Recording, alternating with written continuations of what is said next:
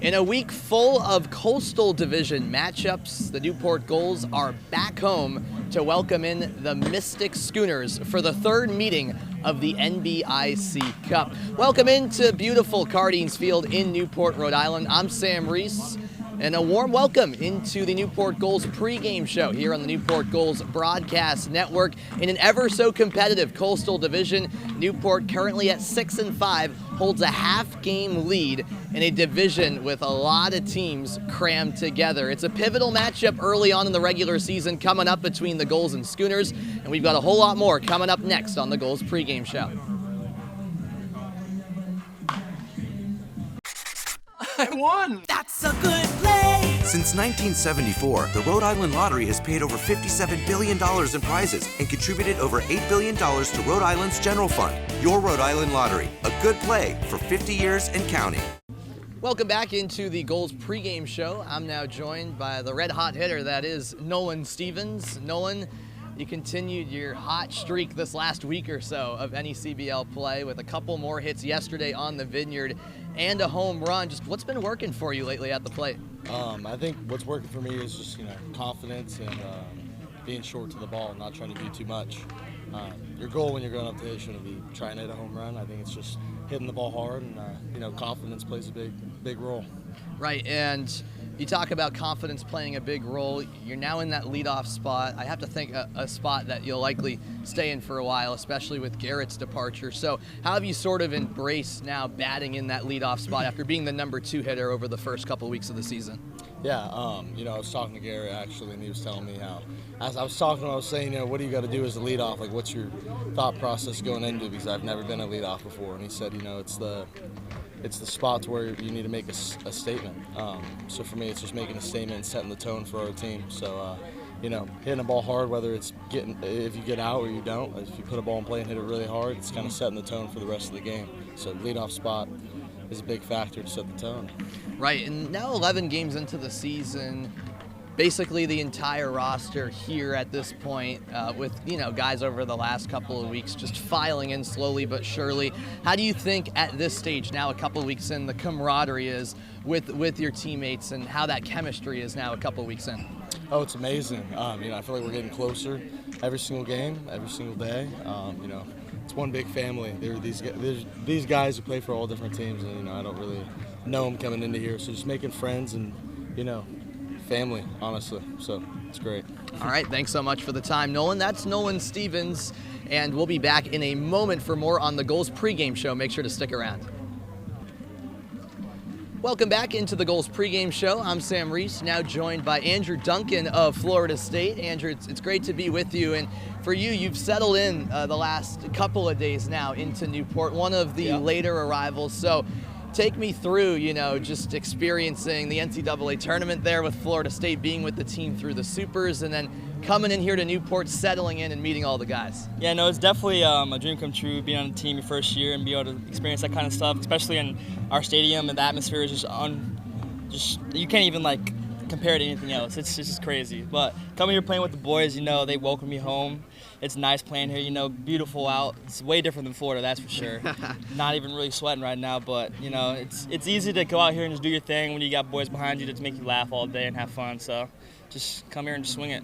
Absolutely. And speaking of swinging it, you made a trip out to the Vineyard yesterday and recorded a couple of hits. So yeah. Now a couple of starts for you. How are you feeling there playing in center field and then getting some confidence at the plate as well? Oh, I feel back at home, man. I didn't really play a lot my freshman year over at Florida State, but getting back out here and swinging it and being back where I'm supposed to belong in, it's nice. It's nice getting back out there and doing my thing. So definitely. And last question for you, just talk about your experience so far, coming up here, to Newport, experiencing Newport a little bit, and then I know, you kind of enjoyed. I was talking to you on that fishing boat back from the Vineyard. Are you enjoying kind of a unique experience? Just talk about what it's been like so far. Oh yeah, I'm loving it. It's definitely an experience I'll never forget. That's for sure. Especially when we're coming back on the boat, up to looking at the stars and stuff. Not many people get to experience that kind of stuff.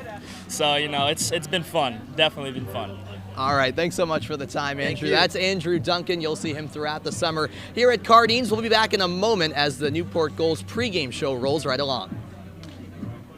You got me, you got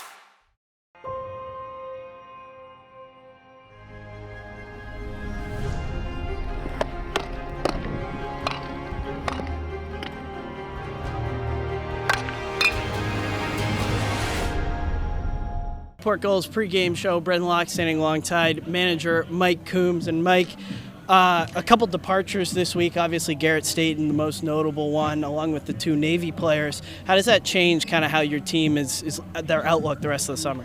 Well, I gave Garrett a day off last week, and I hit Stevens in the 1 hole, and Stevens goes to me, he goes, I haven't hit 1 hole since high school, but I'm loving it. So then after we find out that Garrett's going home, I just left Stevens in the 1 hole and let him swing it. An easy decision. Yeah, that's easy. Now the other one with Murtha, he got better here. Did a great job. He's moved around a little bit out there in the infield, and he could, hit, and he did a great job. Yeah. He'll be missed. Garrett will be missed also. Mac as well. Mac as well, yeah. Mac's still here, I think, right now, but he's gotten better in the 3 weeks he was here. Yeah. And then a busy week this week, 6 games in 6 days. How do you keep the guys mentally engaged with all the travel, 2 trips to the vineyard, and how do you keep the guys kind of mentally with it this whole week? Well, I don't know who did the schedule, but I'd like to have a talk with them. I mean, Tuesday and Thursday in the vineyard, that's a little much, but hey, these guys are young guys. Us older, seasoned people, it's a tough gig. And so, we get over there, I tell the boys, I go, hey, it's baseball. Just get ready. Get ready to go between the lines and play as hard as you can. Are you comfortable on ferries? Yeah, pretty much so. The one at night looked like Gilligan's boat. That was a little crazy. You got in there and you're all squashed together, and you look out the window and you can't see jack. All you can see is lights on the mainland. Yeah, and I'm like, man, I hope we don't go down or got to put on life jackets or anything. That'd be a tough way. That'd be a tough way to finish. Going over is pretty easy because you go on the big one. Yep. But coming back, I thought I'd see Gilligan and the captain and Ginger and all of the professor and just sit right back and I'll tell you a tale of a tiny ship. How does it? Yeah. I don't know. That movie's a bit before my time.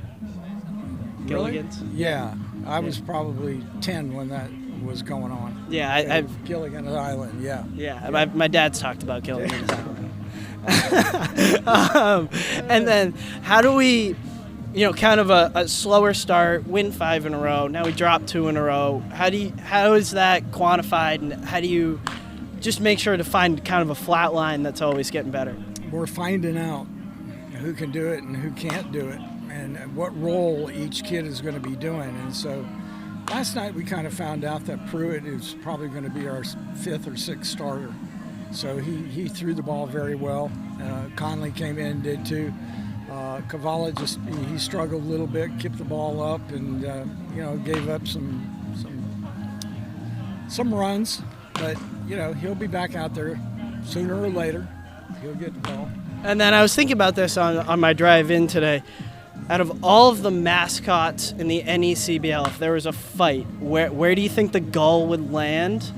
And who are you putting at the top of that real apex predator of the NECBL mascots? Might be the one in Vermont. Okay. What is that one? We might need to get back to. Okay. I think his name was Chip. Okay. And he was a chipmunk. And that's at the top. Yeah, I think because he gets after it. More than a shark. He'll dump water on you. He'll lean stuff over and then throw stuff. And we got him one time though. Really? Yeah. You got back at him? Yeah, my pitching coach grabbed a fungo, and as soon as he leaned over, he whacked him and knocked his eye out. Oh, my goodness. Which was great. And they say, keep coming on our dugout. Yeah, try that again. We're going to jack you up. You punk. Yeah, exactly. He tries to punk with you, and when it's at a serious time of the game, and I'll tell him a few choice words. I'm sure. But you keep those in your back pocket, I'm sure. Yeah, but I think he would be at the top. More than a shark? Yeah, that shark's toothless. Mike Coombs, everyone. The Newport Gulls pregame show rolls on. We'll be back in a moment. Thank you, both. Thank you. That was a ton of fun.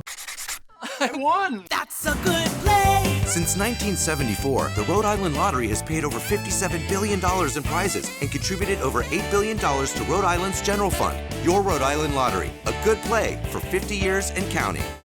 Welcome back inside the Newport Gulls pregame show. My name is Brendan Locke, standing alongside Oklahoma's Brad Pruitt. Brad, you're new to Newport. How do you like the town? What's the adjustment been like? It's a great town, great environment. This is my first time really in the Northeast, so it's been a great experience so far. I've enjoyed it a lot. And pitching so far, you've 4 innings, only 1 hit allowed. What's that been like, kind of adjusting to the level of play here and just kind of adjusting to the whole scene? Yeah, it's fun getting back into a routine and throwing a lot. At the end of the day, it's the same game I've been playing, so just go out there and do what I know I can do, and it's been great. Yeah, and I just talked to your manager, Mike Coombs, and he mentioned that I think that he said that you're going to kind of solidify a 5th or 6th spot on the starting rotation. When you hear that, what does that make you think about? That's exciting. That's what I was hoping the role I'd get here, and I'm glad that I'm pitching well enough to earn that. Nice. And then off day, golf, beach, fishing, or none of the above? Honestly, a combination of beach and fishing. If I can get both those in at the same time, it'd be a perfect day. Okay. Are you a freshwater guy, being from Dallas? Yeah, a lot of like pond fishing, but being at the beach right here, I'd love to go out in saltwater and fish. Have you done saltwater fishing before? Yeah, when I'm on vacation, I go to Florida and do that, but I haven't been here yet, so next off day. There you go. There you go. We have an off day activity scheduled. Brendan Locke, that's Brad Pruitt, signing off for the Newport Gulls pregame show. I'm Reese back here with you as that just about puts a wrap on the Newport Gulls pregame show here on the Newport Gulls Broadcast Network.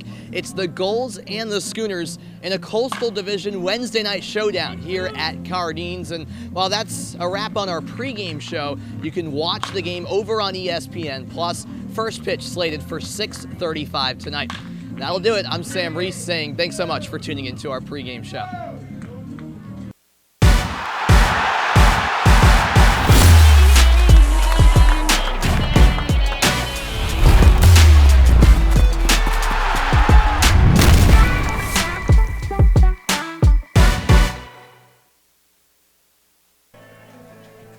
It's another gorgeous evening for baseball here in Newport, Rhode Island, and in a week full of divisional matchups for the Newport Gulls.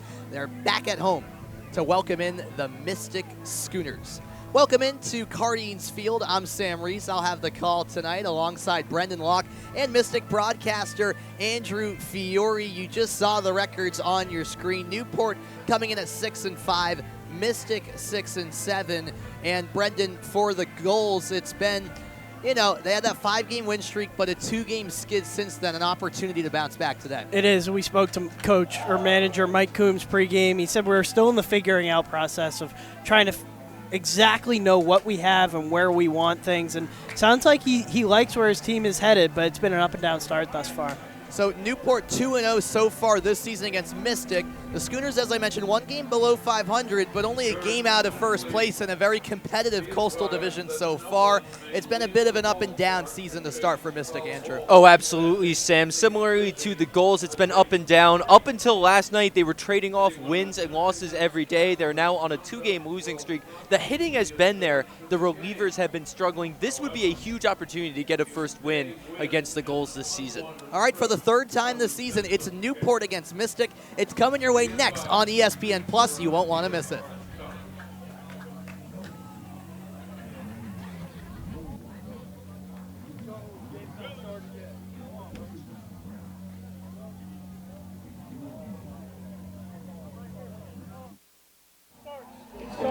Joe's planning on coming.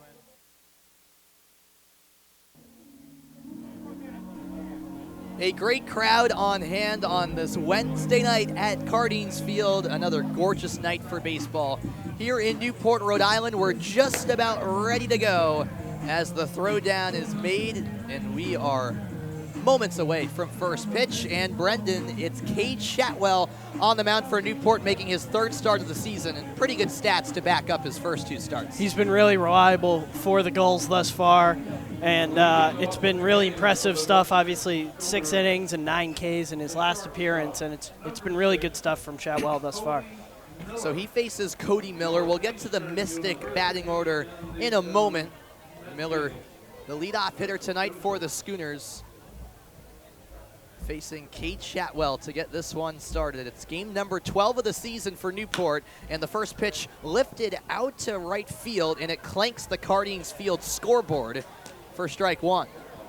And why don't you take us through that Mystic batting order quickly, Andrew? Well, you just saw Cody Miller and what he can do. He will be followed by Scotty Young, who is going to Old Dominion now. He just announced the other day.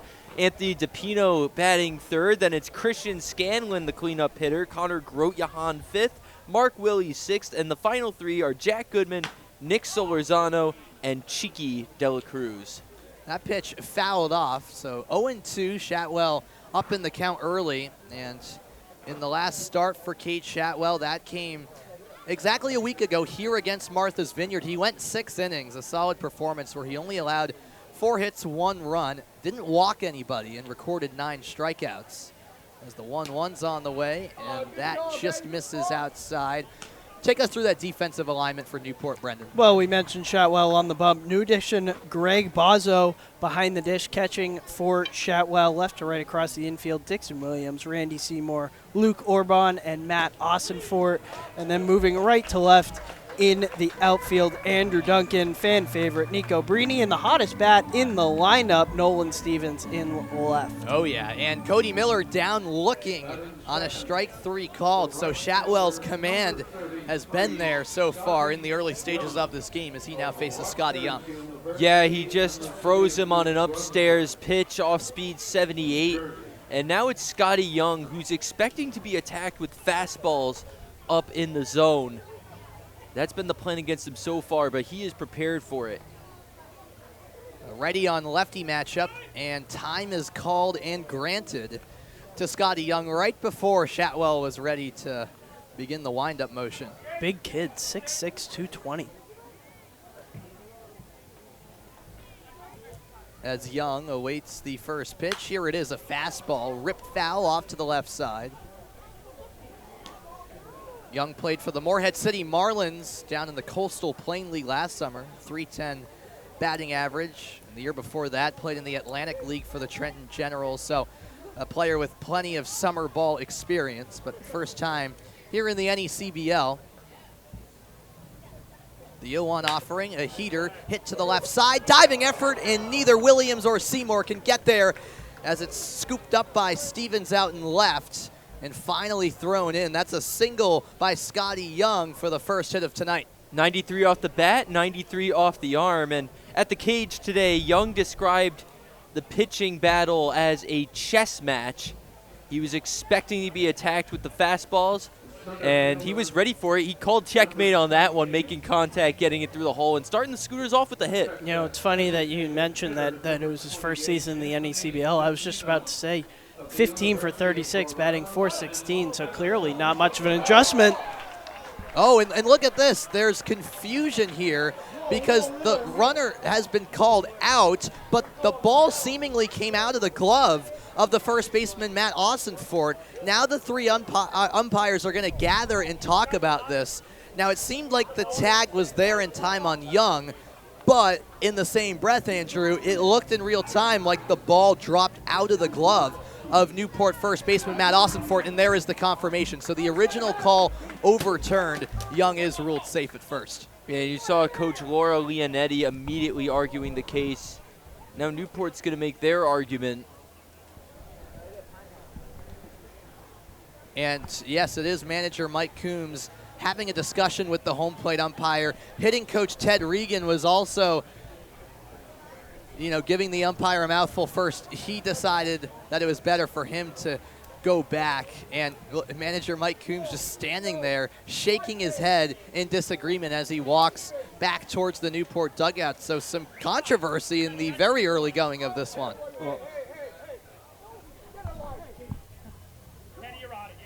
And he's been tossed. Mike Coombs has been tossed out of this ball game.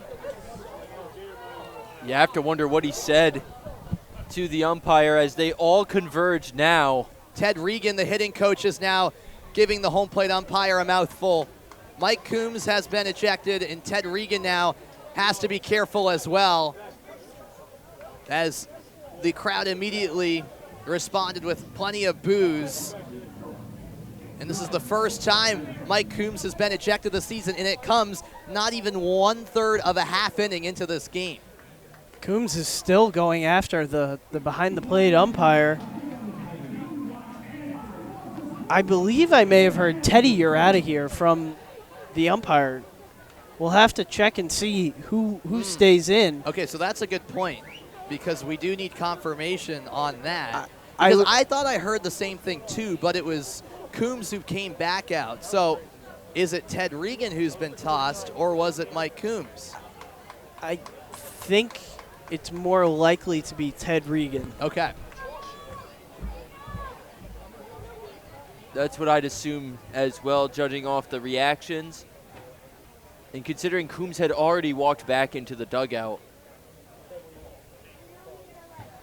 There's a bit of a coaches meeting happening right down to our right, and it's Regan. Okay, so apologies for the misidentification on who was ejected originally, because it was Mike Coombs who went back out. Right as he went back out towards the umpire, the ump, signaled for the ejection. So that's why I originally thought it was him, but it must have been because of something Ted Regan said from the dugout, and Mike Coombs reacted by coming back out. I think he was just defending his guy, and I wasn't sure, but I thought I heard Teddy, you're gone, and then as soon as Coombs comes out, it kind of creates a confusing situation. But you can see there Teddy Regan being ushered out by the first base umpire. Regan still giving him an earful as he walks down the tunnel. And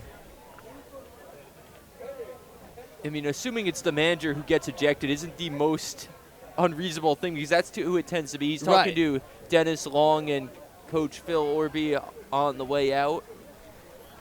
And there you see it. The hitting coach, Ted Regan, has been ejected. He'll hit the showers early as he exits Cardines Field, and we're back underway after a very intriguing start to this game, to say the least. I don't think anyone here expected that type of start to this ball game. You didn't have that on your bingo card? Not quite, no. I have to admit. Anthony DePino is at the plate, a reminder, folks, and he gets drilled on the arm with that pitch. So off speed from Shatwell, and Mystic has 2 runners on with 1 out. And as we get back into the groove of things here in Newport. Yeah, clearly just a misfire there on the part of Shatwell. And with Scotty Young, who's a big speed threat in scoring position now, this is a big moment for Christian Scanlon, who has rejuvenated himself through a change in approach. He had a mechanical adjustment now, attempting a follow-through with both hands, which gives him more command of where the ball is sent. As this first pitch is swung on by Scanlon, scooped up and tossed over in time to second for the out there, as runners get to the corners for the Schooners. So it was a quick play by Williams, who corralled it and threw over to Orban for the out. It is the second out, Brendan, but the leading run in the first run of the game is 90 feet from home for Mystic and Scotty Young. Yeah, Scanlon, it was kind of a half swinging bunt situation. I think he wanted to check up on it, but it just ended up hitting his bat and fell right to the new, relatively new addition for the Gulls, Dixon Williams. Yes, this is the 4th game for Williams in Newport, as the first pitch to Connor Grotjohan is fouled back. Grotjohan of the University of Rhode Island, and a two-way player.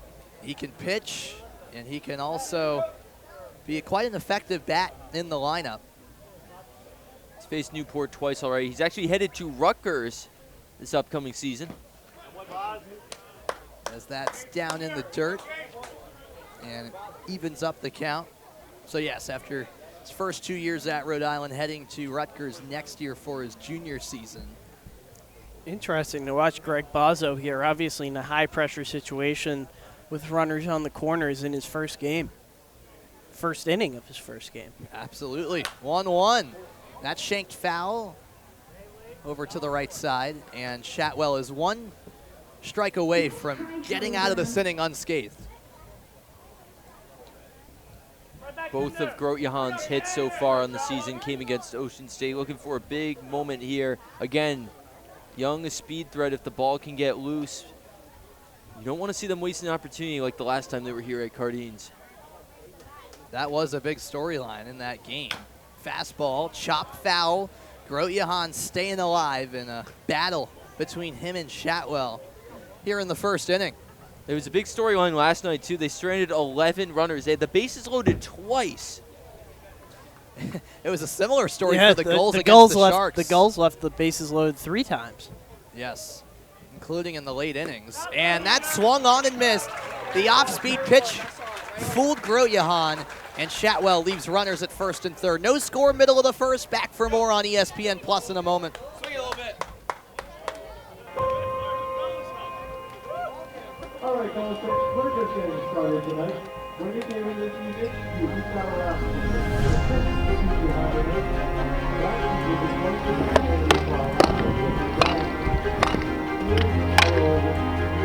First, as usual, you'll see the outfit.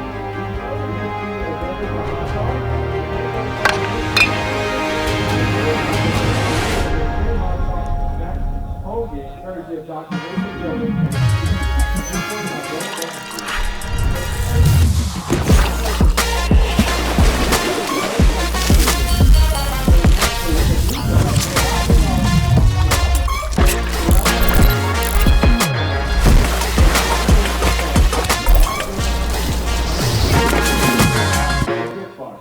We've also got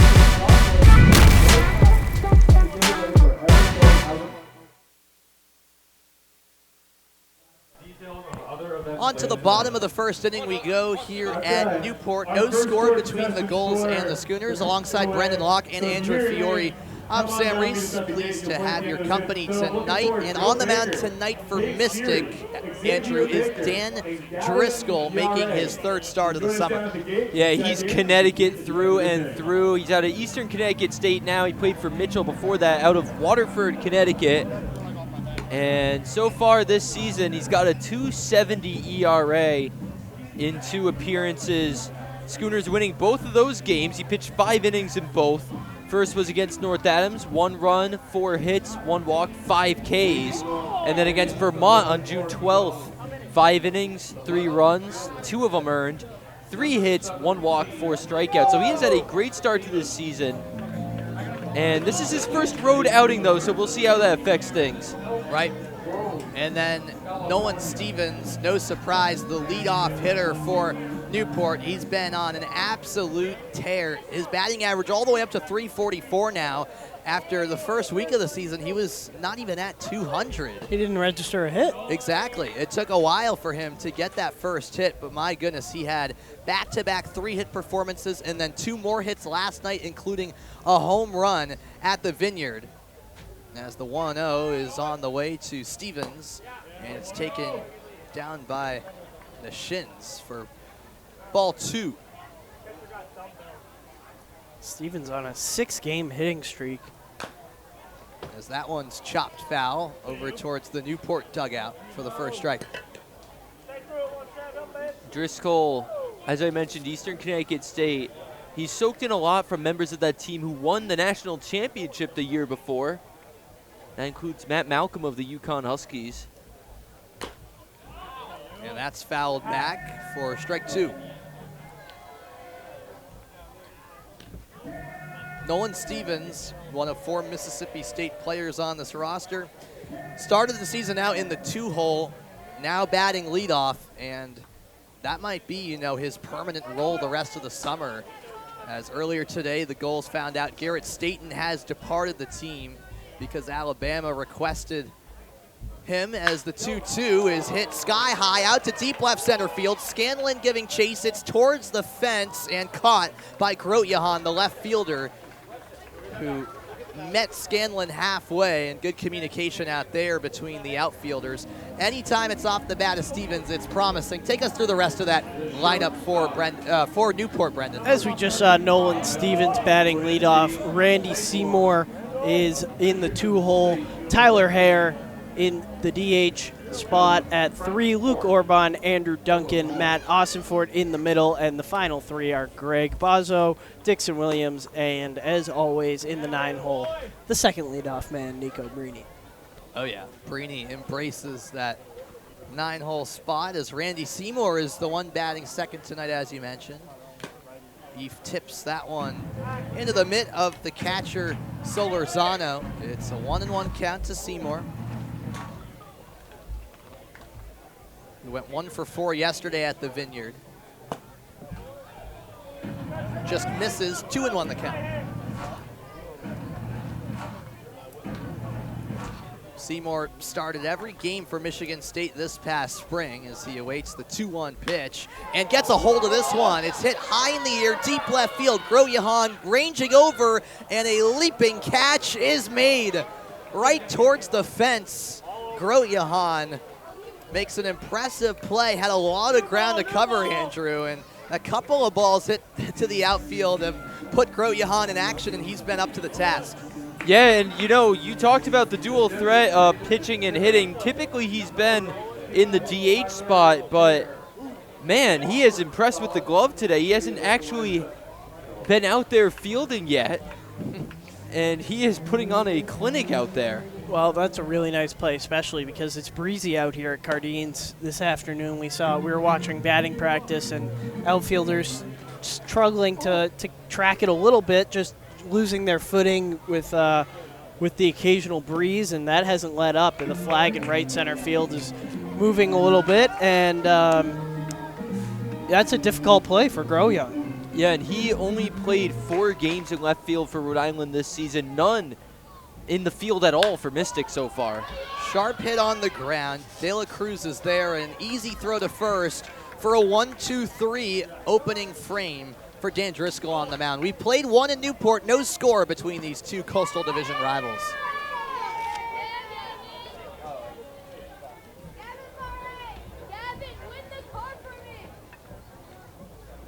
Up, Gulls fans, just kidding.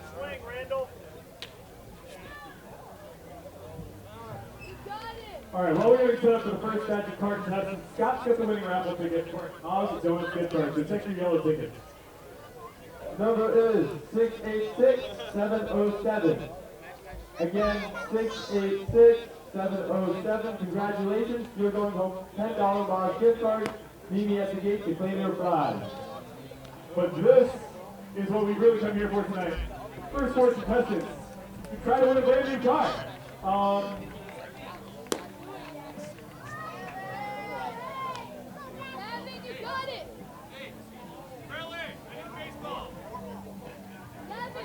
So, you step up to the line, they can make this toss to that whole way down there, but up with a brand new car, brand new Ford. 1 inning in the books here in Newport, and no score between the Gulls and the Schooners. It's the 3rd game of the NBIC Cup, as they call it here in Newport. And so far, Newport has won the first 2 games of this 7-game regular season series. But as mentioned, Andrew, it's been a very competitive Coastal Division so far, where Newport's still leading the division at 6-5, but Mystic just a game behind at 6-7.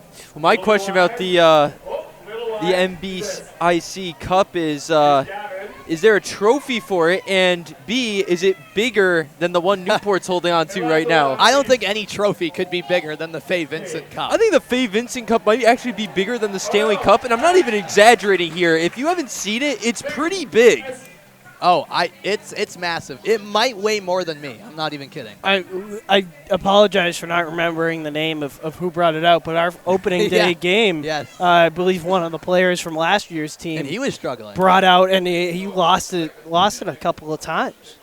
That might have been Luke Beckstein, if I saw the video correct, and he's joining as a coach, is he not? Yes, so Beckstein now part of the coaching staff now in Newport. You are right, Andrew, as there's ball 1 delivered to Mark Willie. Beckstein's first game as an assistant coach for Newport officially was Saturday at Ocean State. And he played for Newport the last 2 summers, now joining the coaching staff, as that's lifted foul off to the left side and across America's Cup Ave. Well, you got to love it when players love a community, a team enough to come back as a coach. And Beckstein had some impressive numbers at Northeastern, and his teammate Jack Goodman's on deck right now. That's right. A lot of Northeastern ties throughout the league. Of course, Jack Doyle on the goals, also a member of Northeastern, as it's now a 2-1 count.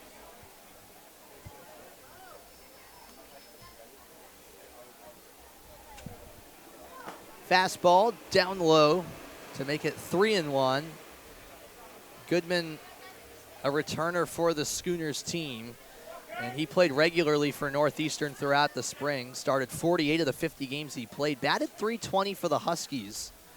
The fastball lifted high in the air left field. Moving in Nolan Stevens, and he's got it for out number 1. Yeah, Willie just got a little bit under that one. 82 miles an hour off the bat, but when you get under it, you sky it, and that's what happened there. A little bit of an easier catch for Stevens than the one Grotjahan had to make out there. But an out is an out. Absolutely, and it's been mainly out so far. The Mystic did get runners on first and third in the first, but couldn't capitalize as it's fouled off by Solorzano for strike 1. Goodman stepping in now. He's hitting Sorry, 158. Yes. I threw you off there. I apologize. That was Willie. Schedule. Yes. I was getting too excited there. I was ahead of myself. I saw the Northeastern connection. I'm like, I could skip a batter here. Apologies to Mark Willie, but that was Willie who flew out. Yes, I was like in my scorebook. I believe this is now Goodman here, but he's hitting 158. Right. And compared to his season last year when he led the Schooners in batting average, it's been a bit of a rough stretch, but he has a homer already, and this will help him. He has a hit right there on cue, Andrew, as he sends it to the right field side for a leadoff single. Just the 7th hit for Goodman in his 11th game this summer, but he'll take it. Nice piece of hitting from the sophomore there. He takes the outside fastball and just throws his bat at it and plugs it right into the hole, and now the Schooners are aboard. Yeah, and I was building up to say before you interrupted me with that hit that he's been stringing together with some hits in the last few games. He had a homer not too long ago, a few singles in the last few games, and there, before I could even get the sentence out, he added another hit. So he's starting to get into a groove now. Second hit of the game for Mystic after Scotty Young singled last inning. Now it's Nick Solorzano at the plate, Mystic's catcher. And the breaking ball misses, throw down the line, or rather it's called a strike. So a bit of a late call by the home plate umpire, but it was a strike on the top of the zone. So 0-1 the count. No ejections this time. The ball was thrown over there. That's true, and it's thrown over again. That's a closer call, but safe is Goodman. Austinfort thought he got the tag down in time. Yeah, that's obviously we had the little kerfuffle in the beginning, but Shotwell has had a couple of moments in throwdowns or throwovers to first that, he must really like his pickoff move. And that one skips free from Bozzo, and a free bag to claim for Goodman as he's in the scoring position for the Schooners. And we mentioned it, Greg Bozzo, a very recent addition to the Gulls. His first official game with the team was yesterday on the trip to the Vineyard. He has prior NECBL experience. He was actually an all-star for Keene last year. But, first game catching for the Gulls, catching for a pitcher in Cade Shotwell that for the first time, you're going to expect some maybe bumps in the road early on as it's a 2-1 count. Yeah, and we saw them talking a lot even as they headed off after the first inning. Just there's been a lot of communication between the two. Fastball swung on and missed, and that evens it up. A little bit of dancing over at second base for Goodman, trying to get in the head of Shotwell a little bit. And the Schooners are a team that steals a lot, 31 steals on the season. Definitely one of the top few teams in the league in that category. So not the ideal team for Bozzo to face in one of his first matchups here. Shotwell goes with the heat again. A skipper down the first base line. Austinfort beats Solorzano to the bag. Over to third goes Goodman. So the second out recorded, but just like last inning, Mystic has a player 90 feet from home with an opportunity to take advantage. Exactly right. And even, once again, more pressure on Greg Bozzo. Got to be aware and have to be ready for a pop-up if trying to shoot 4. And that was a productive out for Solorzano, hitting it towards first base so Goodman could advance. Upstairs for ball 1 to the number 9 hitter in Mystics lineup tonight, Juan De La Cruz, but he goes by Cheeky. So Cheeky De La Cruz at the plate for the Schooners. Had a big triple for his first ever hit as a Schooner yesterday in North Adams. He goes after the 1-0. Flown out to right and in perfect position is Andrew Duncan to make the play. We're through 1.5, and both innings, Mystic has left a runner at third. No score here on ESPN Plus. Back in a flash.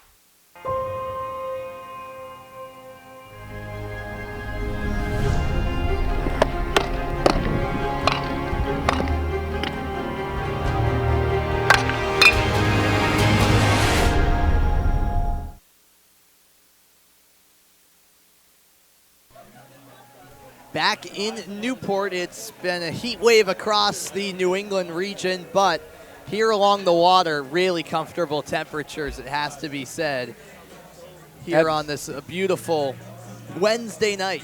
Absolutely, a very different type of atmosphere than we had in North Adams yesterday for the Schooners, and that coast makes a huge difference, and I'm sure it helps out the pitchers on the mound as well, like Driscoll here. Right. It was also a scorcher on the vineyard yesterday. The sun was coming right into, I guess, what you call their press box, or area where we were set up as the broadcasters in those first 4 or 5 innings or so, and it was beaming. It was a hot one for sure. As Luke Orban leads off the second inning for the Gulls, and takes ball 1. Orban batting in the cleanup spot tonight from New Hyde Park, just outside of New York City. And that one chopped over to the right side, foul. So the Schooners left runners on third, 2 innings in a row. We saw them do that early last time here at Cardines. It's just been a running theme for them. The 1-1, jack to right center field, giving chase is Young. That ball tracking back in. It is off the fence as it's thrown in by Young, and Orban wants third. He's sprinting in. The throw comes late, and that's a triple for Luke Orban to lead off the second inning. Really well done from Orban here. Sitting in that, just takes the high fastball, takes it to the deepest part of the ballpark, right off that 348 sign. The relay just misses for the Schooners. Orban's already at third by the time the throw gets there. Great hustle from him, and now the Gulls are in business. It's his 6th hit of the season and a 7th game for the Gulls as that swung on and missed. Only had 1 extra base hit, a double heading into the day, or rather 2, a double and a home run. So he now has 5 singles, a double, a triple, and a home run this season in a Newport uniform. It's 0-1 to Andrew Duncan. And a strike called on the outside corner. Duncan with a bit of a bemused look on his face. Yeah, he had some serious bewilderment. Good way to put it. Duncan, a very vibrant personality on this Newport team, as he chops that one foul to stay alive, and he's settled in already. Has only played 3 games for Newport. Just wrapped up his freshman year at Florida State. Was not part of the 27-man roster that went to Omaha, but he was with the Seminoles through the Supers, and he lunges out and misses on that pitch for strike 3. A big first out recorded by Dan Driscoll. Just a nasty pitch there from Driscoll. Off speed, 75 miles an hour. Attacked the outer part of the plate. It broke away and had Duncan fooled. That is a big bounce back, putting it out on the board. still sacrifice territory for Newport. And as I was just saying, Schooners are going to be looking back at those opportunities they had, especially if Newport keeps hitting like this. Matt Ossenfort lines one to center. This one's going deep, and it's off the fence near the 360 sign. Orban cruises into home. It's a stand-up double for Matt Ossenfort. And the Newport Gulls strike first here in inning number 2. 95 off the bat there from Ossenfort. Again, if the Gulls hit like this, you can't afford to waste any opportunity. So Schooners in an early hole here, and it's not going to get much easier as the 2023 All-Star steps in. Oh yeah, it's Greg Bozzo, the former Keene Swamp Bat, and very recent addition to Newport as an additional catcher, making his first plate appearance with the Gulls this summer. Takes the ball outside. And for Ossenfort, 95 off the bat's great, but that's just first pitch, see it and hit it. Oh, and yeah. he takes that dead center off about halfway up the fences. This is hit ground to the ball left side, snatched by the glove of Goodman. The throw off line, and not in time was Mark Willie to the bag. A hustle play, and the Newport fans love that from Greg Bozzo in his first plate appearance of the summer. Newport has put runners on first and second and still just one out. Yeah, it looked like Cody Miller just didn't quite set his feet. Excuse me, it was Goodman, the third baseman, coming over from third. He takes a couple steps to his left, and the throw just got away from him a little bit. So it's ruled an error here on the scoreboard at Cardines. We'll get confirmation of that in a moment as that's fouled off by Dixon Williams. That's been another big recent theme for the Schooners. They just have not played the sharpest defense in the last few games. A few errors, especially like that, throws going offline, have really given life to their opponents. So Bozzo at first, Ossenfort at second. Williams watches that one high to even the count at one apiece.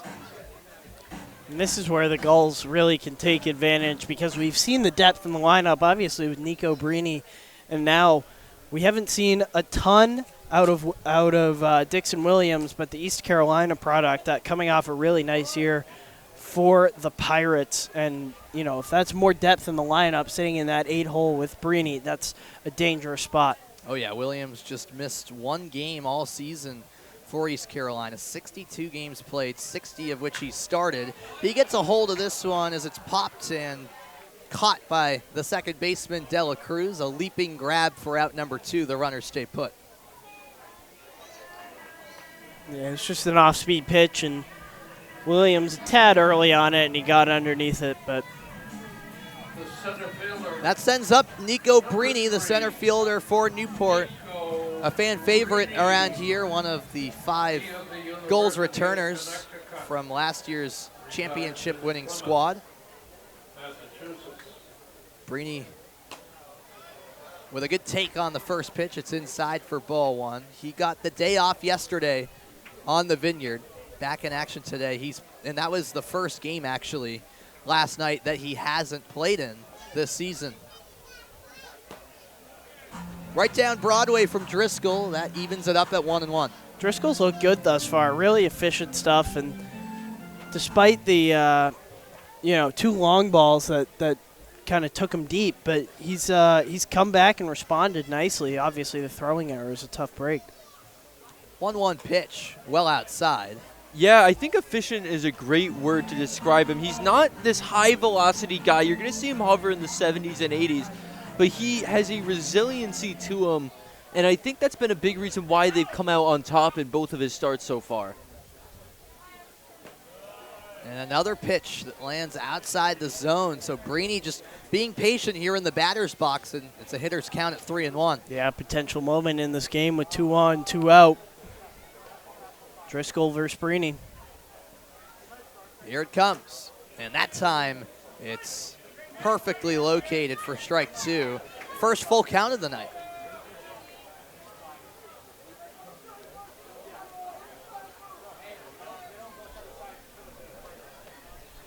Two outs, runners on first and second. Bozzo and Ossenfort, those 2 guys on base for Newport. Have to think Driscoll will come at him. And here it is, fouled away. Breeny stays alive. And this is the type of hitter Breeny is, Brendan, where he just is that type of guy that grinds out at bats, kind of does whatever it takes to try to get on base, and he's efficient. Exactly right. He just kind of reminds you of just an old school baseball player in the best way possible, and just making really nice defensive plays. And now Driscoll doesn't want to walk the bases loaded to the top of the lineup. Have to think fastball again. And he goes to it. Strike 3 called. Breeny is rung up on a borderline pitch. And Newport leaves a couple on base, but they do score thanks to an RBI double for Matt Ossenfort. 1-0 goals on to the third after this. They're going to go along with a brand new car, courtesy of our friends at Kusa Honda.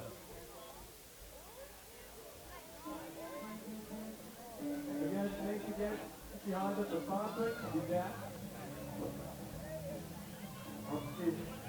What's your name, buddy? Aiden. All right, whenever you're ready, Aiden. Good, it's a bit high. All right, now we have. Let's do it. Let's see what we're doing. Good job. Next up we have Lucy. Kid. Good catch, I love it. And finally we have Gary. Good. All right, continuing in the middle of the third inning. So the next 4 people, please make your way down. This is Wolfgang David Snell, Ryan Ferreira, and Jack Back here in Newport, it's a lovely day to watch a baseball game. And you see, as always, people up on the clubhouse deck.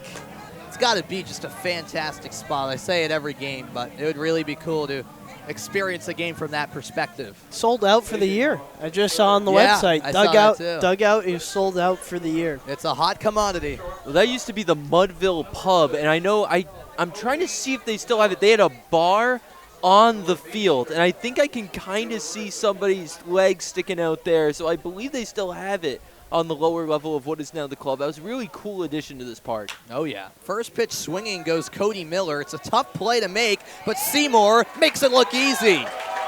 The shortstop with a nice play, zipping it over to first for the out. This is an extremely high-level play from Randy Seymour, moving to his left, turns his body and fires it, beats out the runner, and that it will give you some momentum and confidence as a pitcher with Shoutwell. Scotty Young now at the plate for the second time tonight. He singled in the first inning for one of 2 Mystic hits up until this point. Off speed, he drills it sky high in the air down the right field line. Will it stay fair? Yes, it does. That's a home run. The bat flipped to boot, and we're all tied up here at Cardines. He came to play at Cardines today, knew what he was expecting from Shatwell, won the chess match, and as I said earlier, checkmate as Young crosses the plate. That's just a mistake from Shatwell. And he leaves it on the inside, and Young now 2 for 2. Clearly comfortable against Shatwell, and that thing was an absolute skyscraper. Oh, yeah. That we're gonna check the numbers on it. We got 94 off the bat, 358 the distance. That one just fouled. Tapino wasting no time swinging. So not exactly the same no-doubter that we saw a couple days ago. That was unreal. Against North Shore, but this one just a absolute skyscraper. Yeah, the only question really, Brendan, is was it going to stay fair? Exactly right, and I think some of that wind helped as that's coming in from behind the dugouts, from kind of to the batters, the left-handed batter's box out towards center field. And, that probably held it up a little bit, and it was able to carry the distance. So 1-1 all level after Martha's Vineyard hit 4 home runs last night against Newport. The Gulls have now conceded 5 deep balls in the last 12 innings of play. Well, here's a guy who's certainly a threat to do that. Anthony DePino, all-time career home runs leader for the Rhode Island Rams. And that's a good piece of base hitting. It slips by Seymour, and scours out to left field where Stevens has to scoop it up. That's a single for DePino. And Mystic so far so good with the 2-3 hitters in the lineup. Exactly right. Both Young and DePino reached base in both of their at-bats. DePino hit by the pitch in the first and now aboard with a single. 90 off the bat of DePino. And even though it's not in the air this time, he hits it hard no matter what. And that's how he earns a lot of his base hits. Christian Scanlon digs in and rips the first pitch foul. So especially in this inning, it seems like the approach for the Mystic batters is attacking Shotwell early.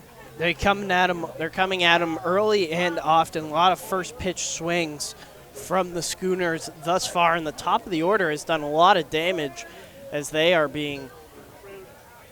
forcing Shotwell in some really uncomfortable situations through the first 3 innings. Close call on that last pitch. Ruled a ball by the home plate umpire. It's 1-1.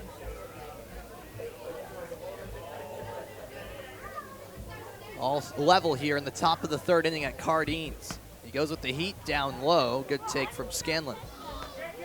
I talked earlier, Scanlon adjusting his mechanics, 2-hand follow through, and it really has bumped his numbers. Starting at that North Shore game on Father's Day, he had a performance, and his reps are looking better, and he said he feels a lot better.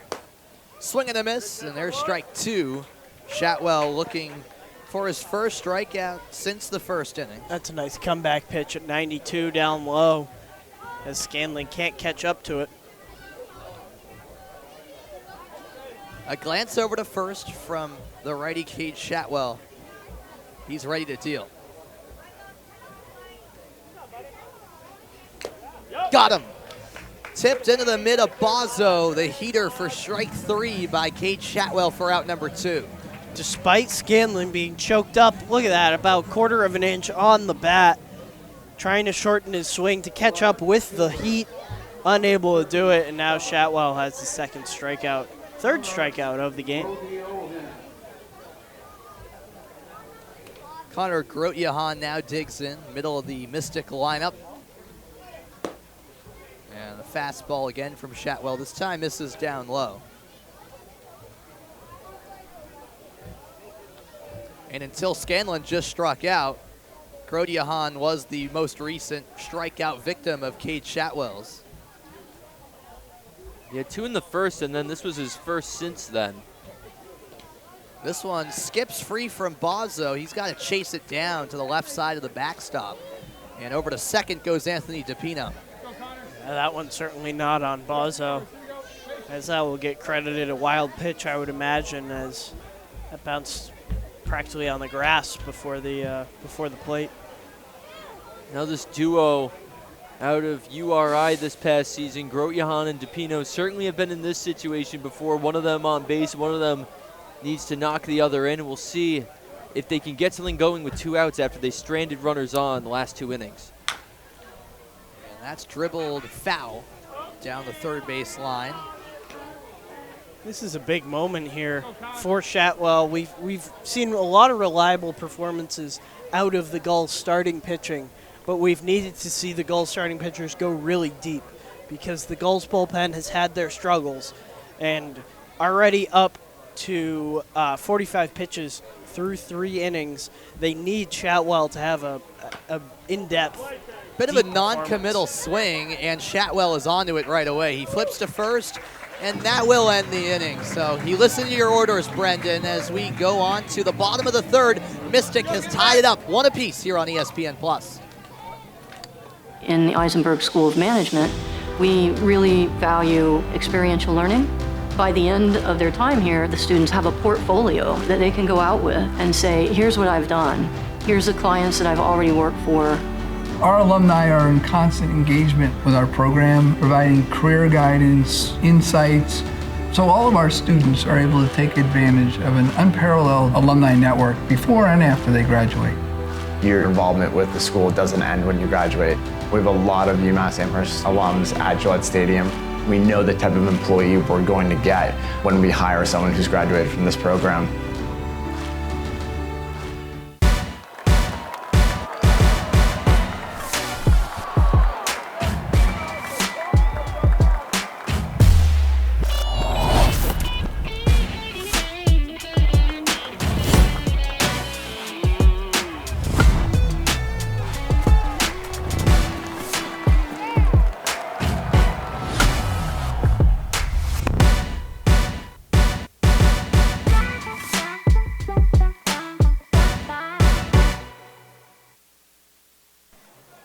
Welcome back to Newport, home of the defending NECBL champions. You see that 2023 banner added to the list of league championships for the Gulls. There you go, get a clear view. 7-time NECBL champion Newport. A quick reminder that Launch Hydrate is the official sports drink of the NECBL on ESPN+. Launch Hydrate's unique formula helps athletes achieve peak performance at every critical moment, supporting improved focus, rapid hydration, and faster recovery. For orders and information, please visit launchhydrate.com. That's a professional ad read. Well, I try. I appreciate that, Brendan. Making me thirsty here, Sam. Yeah, I just made myself thirsty, to be fair, so apologize for that, but we love our good sponsors over at Launch Hydrate. That one drops in the dirt and went right past Solorzano. Luckily for Mystic, no one on base. It is back to the top of the order for Newport. Nolan Stevens, you see it right there, 2 for 4 last night. He had a 3-run blast to tie the game at 6 apiece. In the 6th inning, Newport was trailing 6-0 in that game. Ultimately fell short of a successful comeback, losing 7-6. And in speaking to manager Mike Coombs before the game, this is going to be the role for Stevens now. The normal leadoff hitter, Garrett Staten, got recalled back down to Tuscaloosa as he transferred to Alabama, and they wanted him down there for their training purposes. So now Stevens has been thrust into this role, didn't register a hit for the first 7 or 8 games, I believe, and now he's on this 6-game heater. Stevens up to a .344 batting average with 11 hits in 8 games played, and he cracks this one to right. It drops down in front of Young. He's done it again, folks. A single for Nolan Stevens, and there's no signs of slowing down for the Mississippi State product. Yeah, that was 78 off the bat on an 84-mile-an-hour pitch, and you gotta love hits like that just get over the infield and into shallow outfield. Great, I'll call them table setters, if you will, setting the stage early in innings, just getting aboard to start what could be a big inning for a hot offense.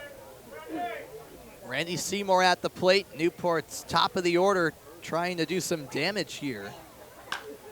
And Seymour flies this one out to center field. Calling for it is Christian Scanlon. It's a rather routine play for out number 1. Staying put over at first, Stevens. There's the first out.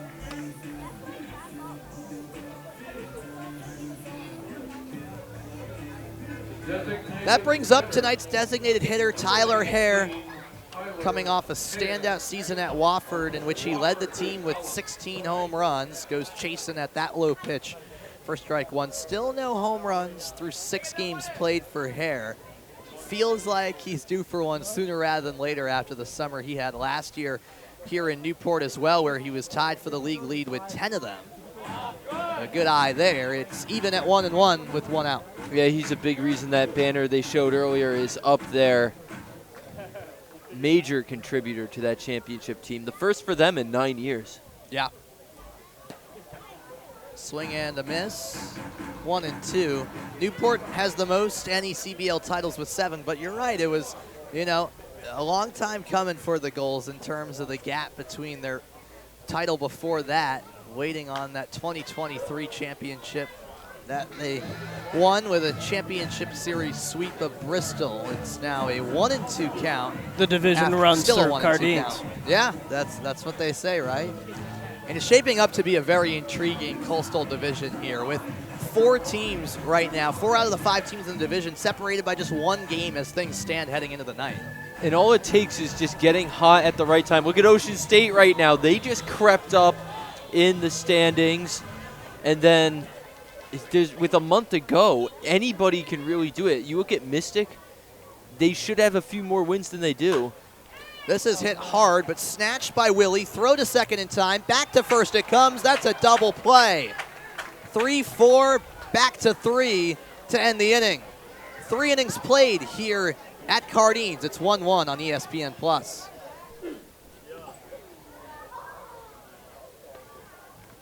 And we're getting set up for another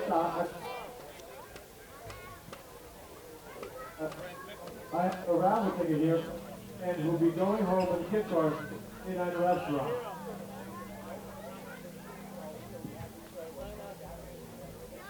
The winning ticket is 686-779. Again, 686-779. Congratulations. Come see Gate Draper Prize. Again, those friends are back with our next batch of 4 contestants. You know the drill by now. Let's get right into it. We Jack here. All right, Jack, whenever you're ready. Ooh, good plan. Here we got Nate here. Ooh, right. Next up, have Karen. Let's hear it, Karen. Welcome back to the NECBL on ESPN Plus. As we head into the 4th inning in a tie ball game. Chatwell still on the mound for the Gulls. And the Schooners, who have stranded runners in scoring position in every inning so far, are going to look to take a lead here. It'll be Mark Willie followed by Jack Goodman and Nick Solorzano, who had that big game-tying 3-run blast last game here at Cardines in the 9th inning. But first it's Mark Willie out of UMass, hitting .269 on the season. He flew out to left last time up, and he'll look to get things started. Was that a Maher on his phone in the bullpen? Are you ratting Maher out right now? No, not at all. Not at all. I just, I want all of the Gulls players to be mentally engaged. No, well, to be fair, he's been balling out on the mound for Newport so far, Adamar, and his next start isn't for a little while. He can chill He's out got there. a couple of days off. He's got a couple of days. If checking his phone is what's been working for him, if it ain't broke, don't fix it. That swing ain't broke. Coming in are 3 goals. None of them are going to get there. Great hit there by Willie. 68 off the bat, just lofted into shallow left, and Schooners get a leadoff hit. Yeah, just kind of lofted it up in the air, golfed it down low, and really no play for any of the incoming Gulls. Sometimes you don't even have to hit it that hard to do damage. So Jack Goodman, who singled and stole a base in the 2nd, advancing to 3rd, will come up. First pitch to him is smacked into center. Breeny makes the catch for out number 1.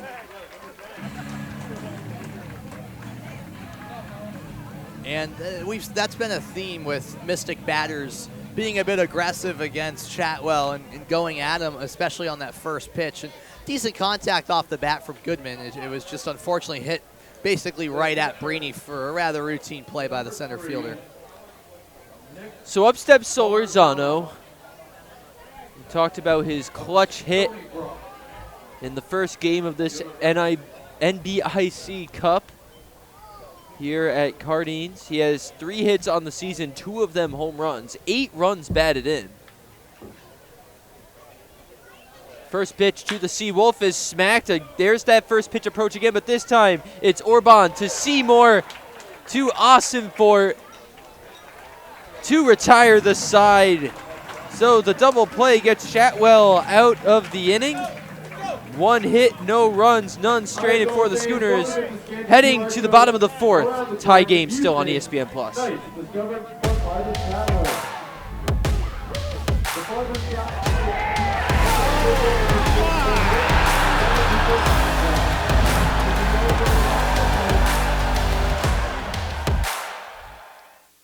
At the time, I was a firefighter in Little Compton, and I was teaching a lot of classes. And being up there at 330 pounds was somewhat hypocritical. South Coast Health was excellent in providing the tools and the opportunities. You're retaught to eat after the surgery. It was exciting to finally know that I was getting to where I wanted to be. Having kids, a 9-year-old son, it makes me feel really good that I'm in better shape to enjoy his childhood with him. I'm very happy, very happy.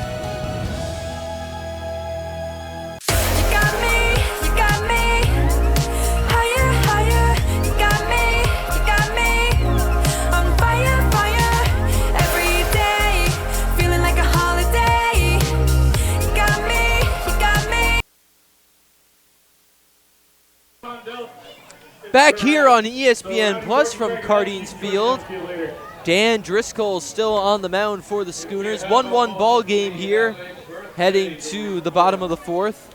Both teams ended their last offensive frames on double plays. Gulls will look to break that trend as Luke Orban, who tripled and scored in the second, steps in for Newport. Luke Orban, a very confident batter. This past season with St. John's, played most of their games, only missed 2 all season. Started 52 of the 55 he played, batted .271. 52 total hits for St. John's, 9 of them doubles, 3 triples, and 5 home runs. First pitch to him, immediately cracked into the infield directly over the head of Goodman. It lands in his glove for a quick first out.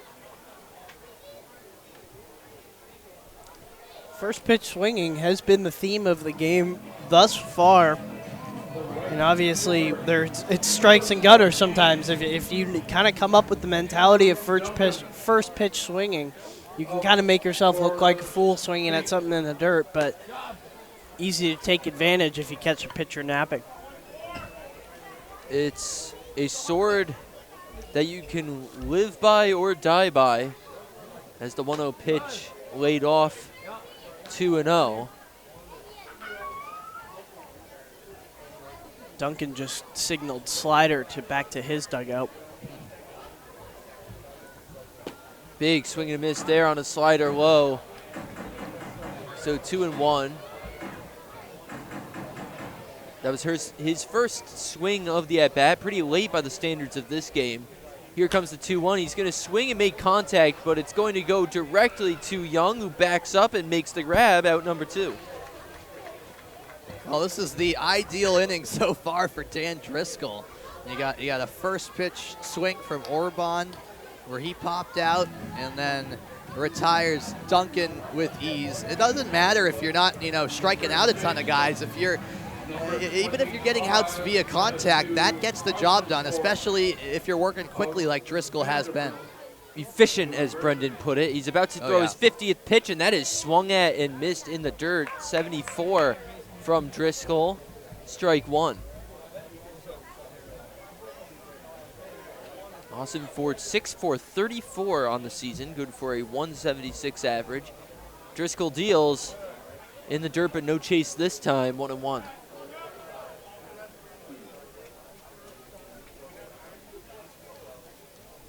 Trying to keep that pitch count low is Driscoll, who deals.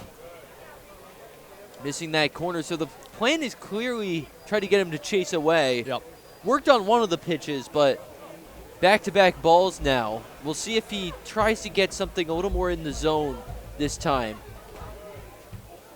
Instead, it's going to skip off the plate for ball 3. I'm a little surprised to see that Driscoll's kind of been pitching around Austin Ford a bit. Austin Ford he hasn't gotten off to the start that he was probably imagining. He's been hot late, so I'm not surprised, honestly. That one again off the plate, but hitting the corner for a strike. So finally found that sweet spot and makes it a full count. Driscoll, who deals fast, finds a sign he likes. The wind-up, the pitch.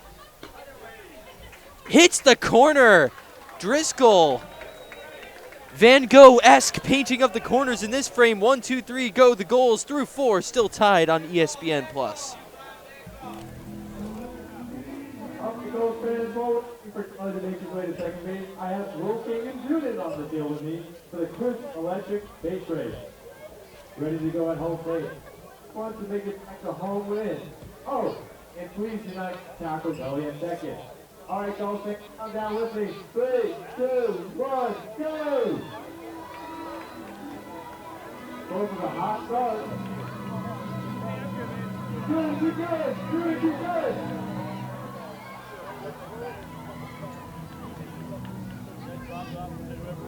Okay, everybody. But can we call up? Okay.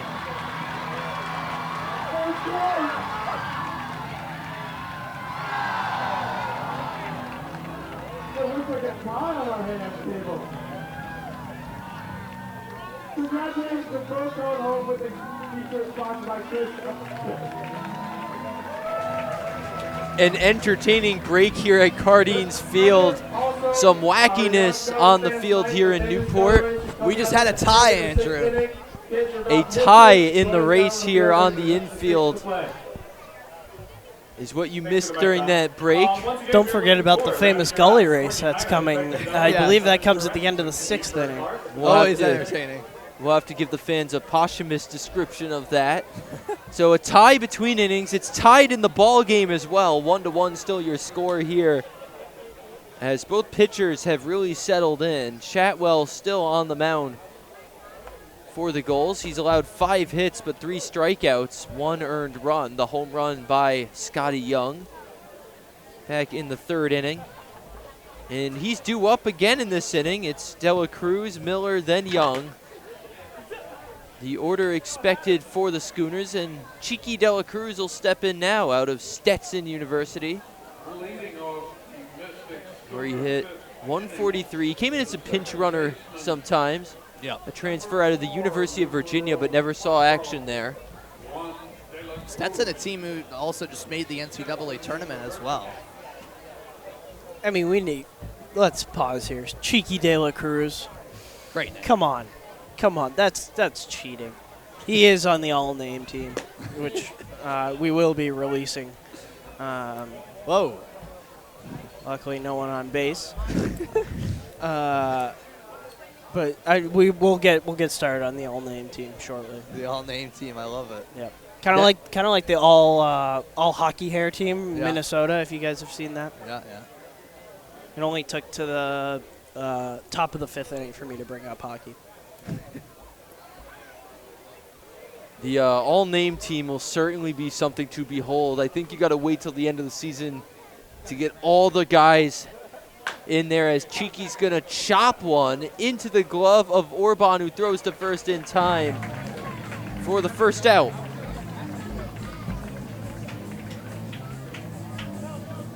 That'll bring up Cody Miller. And, you know, last time I was here, we were glad to be taking away views from the Edmonton Oilers and Florida Panthers. Yes. This time, no Stanley Cup game, but luckily for us Bruins fans, the Panthers haven't closed the deal yet. That's true. Heck of a series now.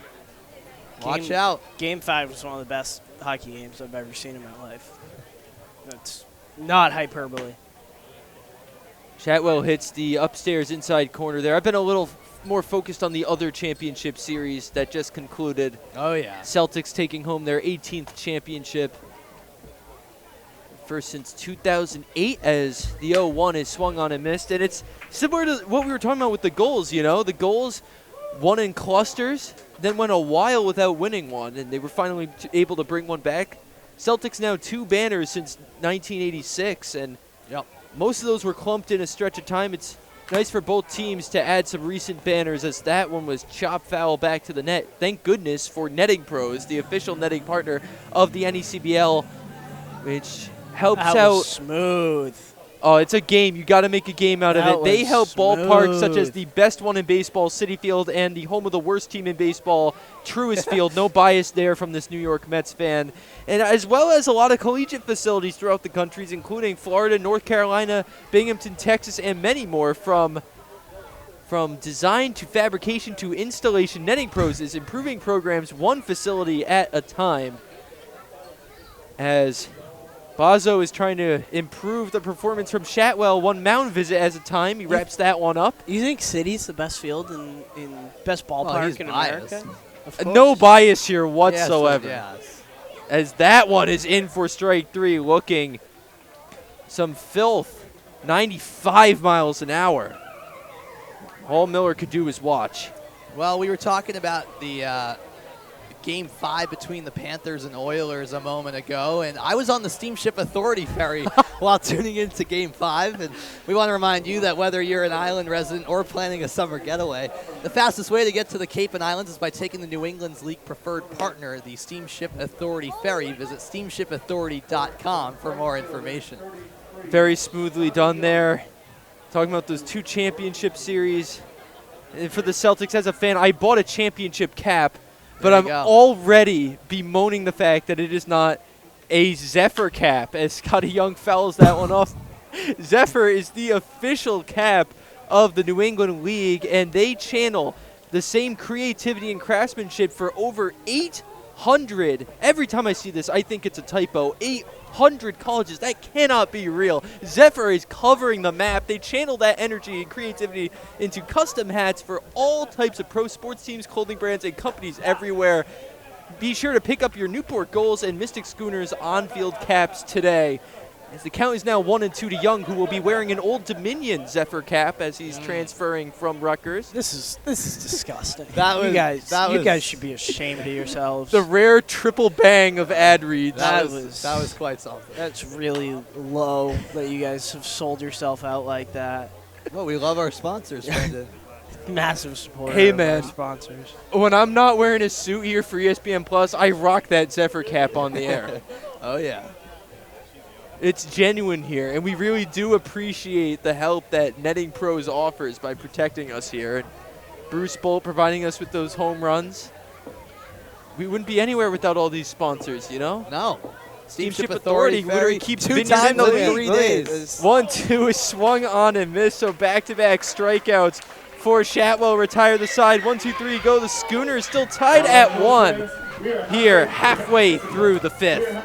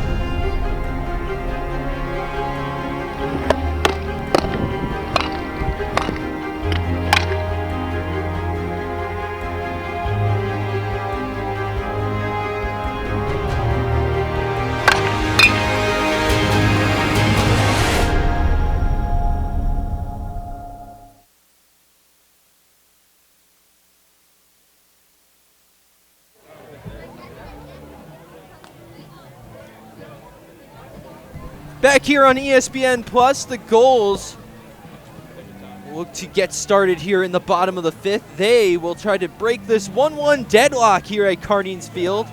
Still Dan Driscoll on the mound. He has been dealing so far. 3 hits, 1 run, 3 strikeouts in 4 innings pitched.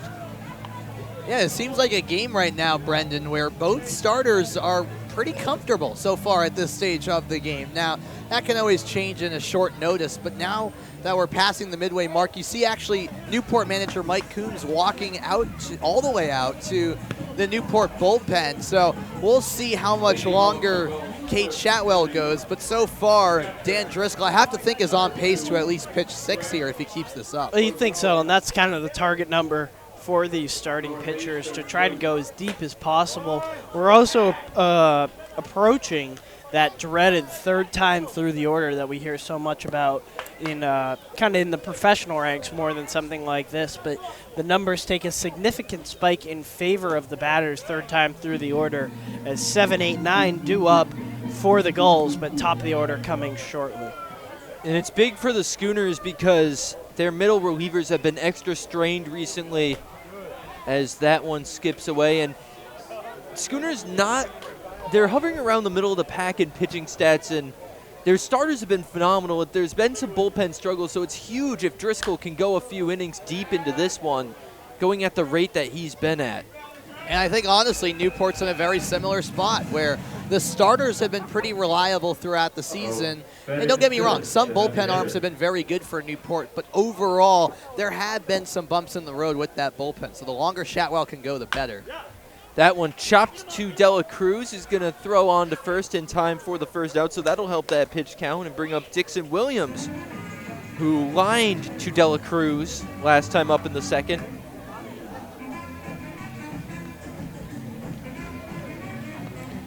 Dixon Williams, I've already said it a few times, but he is unreal when he gets on the base paths. He was all over SportsCenter for stealing home to win a conference tournament game against Wichita State, a walk-off steal of home, unreal. And I asked him actually before his first game here at Cardines the other night whether he'd think about stealing home this summer, and he said, "Oh, I'll definitely have it on my mind."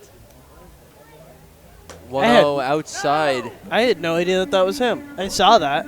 That was him. That was him. I had no idea that was Dixon. There'll be something to watch for Williams this summer. The 2-0 pitch is lined into left field deep. Grotjahan chasing, and it's foul into the Mystic bullpen. That would have been trouble. Line drive 87 miles an hour. Just a hanging rope into that Mystic bullpen, which has been quite quiet. Yeah, Williams just a fraction of a second late on it, and it just sliced foul. So now 2-1 the count. Driscoll's windup and pitch is in there for a strike. Again, he's been attacking the lower portion of the plate outside. Hits that corner there, and it's 2-2. He's going to deal very quickly here. Wind up the pitch. Lined on a rope to Goodman for the second out. Great reactionary play by Goodman there at third. A little bit like a hockey goalie. Yeah, there you go. And, you know, just a quick 2.5 steps, one and a half, 2 steps to his right, and just flashes the glove out there. Great play from him. Gloving it a la Jeremy Swayman out there at third. Dixon Williams, both at bats lineouts. This one is going to be popped to Dela Cruz, who makes the catch and retires the side. 1-2-3 again here on ESPN Plus through 5, still 1-1. Here. All right, Coach, we're getting set for our next group of contestants.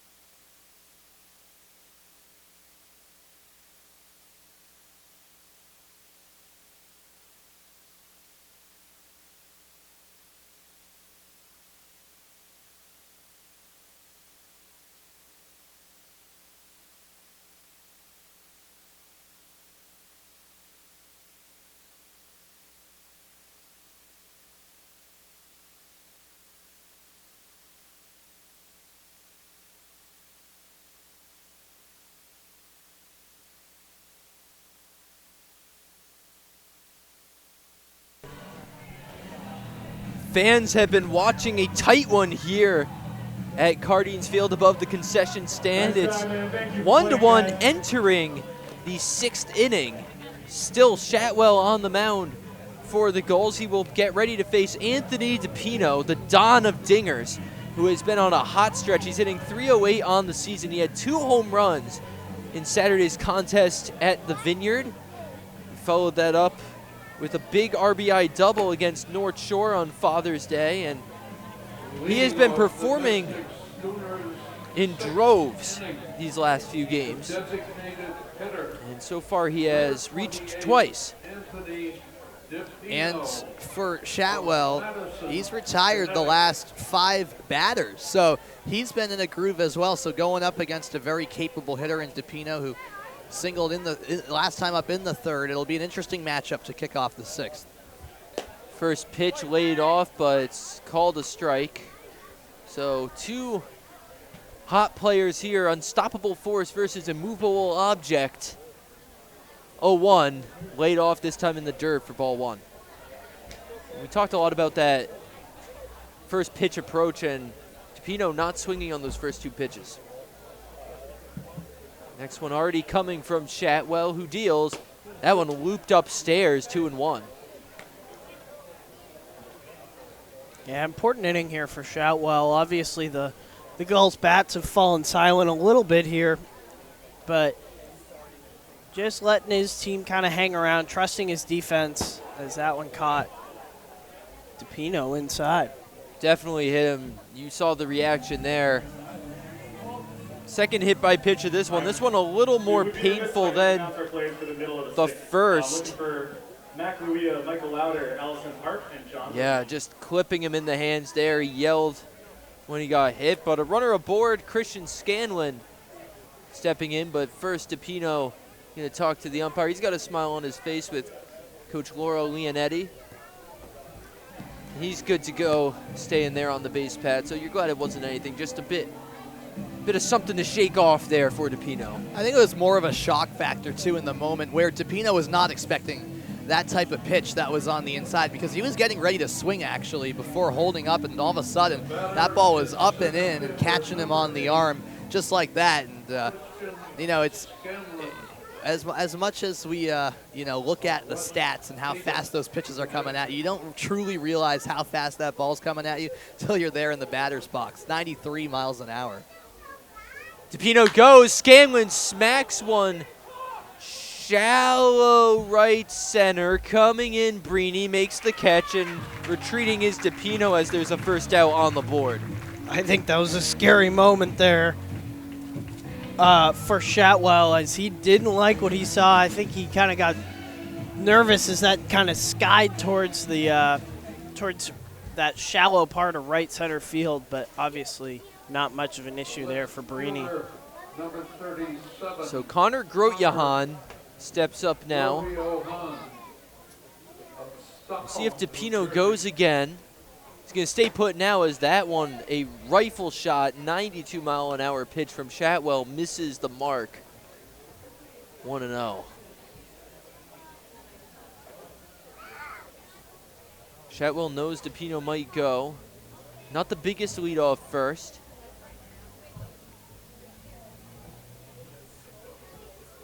Shatwell waiting, and time called at the very last moment there by Grotjahan. So a little gamesmanship going on now.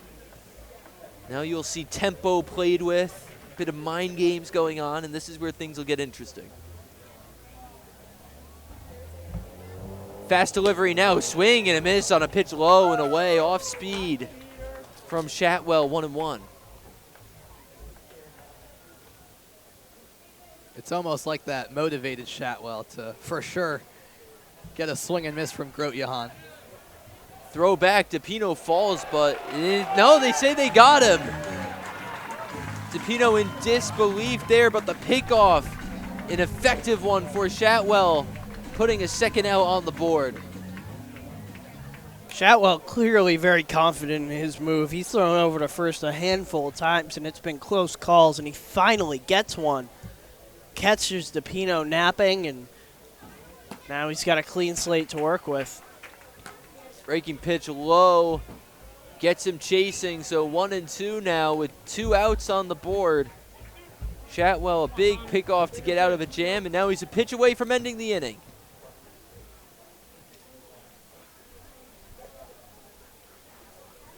Shakes off a few signs. Looks like someone on a budget reading a catalog the way he's flipping through signs, shaking them off. Finally found one in his price range. Do catalogs still exist? The 1-2 is chopped over to Seymour. Gloves it, throws to first in time to retire the side. No hits, none stranded, no runs for the Schooners. Halfway through the 6th, 1-1 here at Cardines on ESPN+.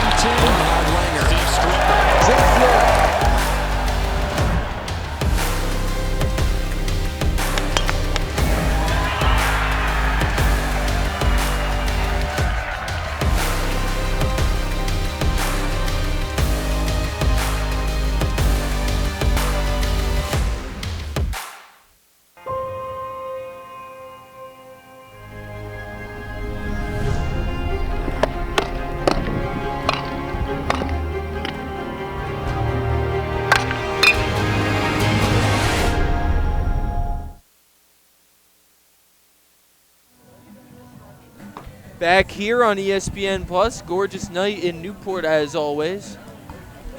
And it's still a tie ball game. Still Dan Driscoll on the mound for the Schooners. Entering his 6th inning of work. It's been a pitcher's duel in these middle frames. It has been, and if you remember, pretty high-scoring games in the first 2 meetings between these teams. It was a walk-off 7-6 win for Newport here at Cardines last Monday, and then last Thursday in Mystic, Newport kind of took off in that game and ended up winning by a comfortable 7-run margin in a 9-2 triumph. So a bit of a different story tonight in the third duel between these teams. Generous use of kind of in the phrase kind of took off there. It was utter domination from Newport. Yeah, that's true. I was trying to be kind there, as you said, Andrew. Driscoll deals that one on a line into the glove of Dela Cruz. Hesitates, throws to first in time. It's been a busy fielding day for him, but he sits down Stevens for a quick first out. Great play by Dela Cruz, and he knows he can take his time. He didn't hesitate. He didn't rush it. He just set from his knees, basically, and was able to make a clean throw to the first baseman. Flair for the dramatic, trying to keep it close. That one was squared to bunt by Seymour, but he pulled it back as he saw it was headed outside, ball 1. Interesting here. The Gulls have gone down 1, 2, 3 in 4 of their 5 innings thus far. Obviously picked up a run in the second, but they need the bats to start making some noise here, as we've seen the last about 10 or so days, Sam. Oh, yeah. Wind up the pitch now from Driscoll, just missing. So now he's down 3-0. Newport has not had a base runner since Nolan Stevens singled in the 3rd inning. 3-0. Right over the heart of the plate, but the bat was glued to the shoulder from Seymour, 3-1. If that was Dixon Williams at the plate, he would have swung there. He swung at 3 3-0 pitches already this summer. 3-1 inside, but it clips the zone. So now it's a full count. Now this is about how you respond for Seymour. Obviously not what he was looking for on the inside corner, but the 3-2 pitch is skied, but that's going to go to America's Cup Avenue. Oh, look at that. A firefighter grabbed that ball right in front of the garage. Nice grab on the ricochet there by him. He's going to keep a souvenir for his fellow firefighters, as that one is smacked deep to right field, but Scotty Young is going to get there at the furthest part of the fence, make the catch, and that's the hardest contact we've seen in a while from Newport. 79, but it went deep. yeah, I thought that might be a little bit more of an issue, as we could feel a breeze coming up through, and obviously I was wrong, as Scotty Young was comfortably under the ball. Tyler Hare watches ball 1 again, low and away. That's been the plan from Driscoll, and the strategy's paid dividends. He's already dealing now, fouled back, and it's 0-2. He's been dealing quick, he's been dealing efficiently, and he has been in it for the long haul. Dan Driscoll trying to cap his 6th inning, but it's not going to come on that pitch, 1-2. Not quite. But overall, Driscoll finding the strike zone with consistency. 42 strikes to 26 balls. That one was high and missed the mark, so now 2-2. Excuse me, the count 1-2 now. Driscoll still trying to sit down Hare. The wind up, the pitch in the dirt. Now it's 2-2. Driscoll trying to do me a favor by making the count 2-2 there, making me look a little better. No, he heard you. Deuces wild, 2-2, 2 outs. The wind up, the pitch, swung on and missed for strike 3. What a performance from Dan Driscoll, going 6 innings strong, keeping this a 1-1 ball game after 6 on ESPN+. Gulls fans, we'd like to thank you in advance for helping to keep Cardines Field clean by taking your drive to win the league. Thank you for helping preserve the beauty of historic field. But now, it's time for the legendary parade by People's Credit Union. All right, we're sorting out our runners. It's pretty simple. Tell them to go. They're going to run up, down the goalie back, first one back. Get the ice cream back here, courtesy of our friends at People's Credit Union. Now it's the goal stand 3. 1, go. Little delayed start. We got a Schooners player. I'm just hoping one kid shoots the Schooners. That's all I'm saying. I'm looking good. We're gonna do it. And that's our first victory against the Schooners tonight.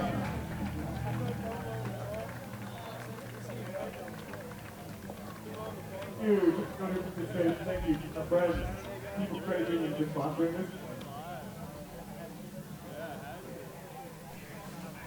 Well, listen up, folks. The choice of Major League All-Stars is now the official batting gloves of the New England League. Bruce Bolt. Bruce Bolt batting gloves are handmade by skilled craftsmen using 100% real Cabretta leather. The stitching, materials, and unique design make these the best-fitting, most durable batting gloves in baseball. For more information, visit brucebolt.us. That's brucebolt.us. New pitcher on the mound for Newport after Cade Shatwell went 6 innings strong, just allowing 1 run.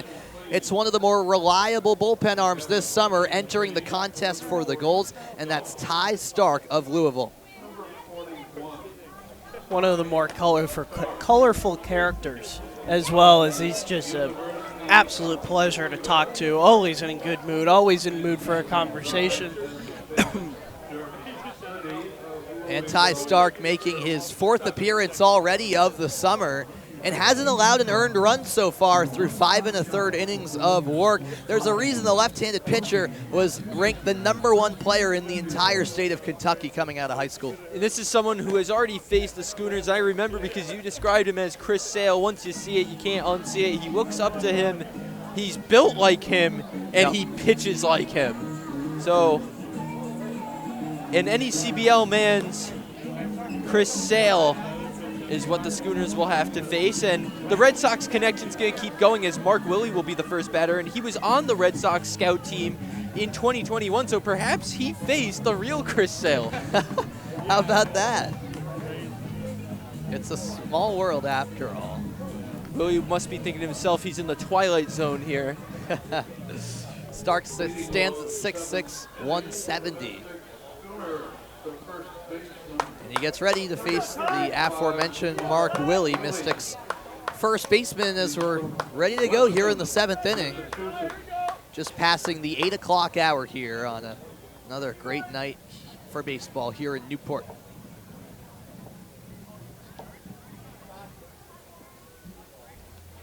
Willie awaits the first pitch and takes a strike on the outside corner.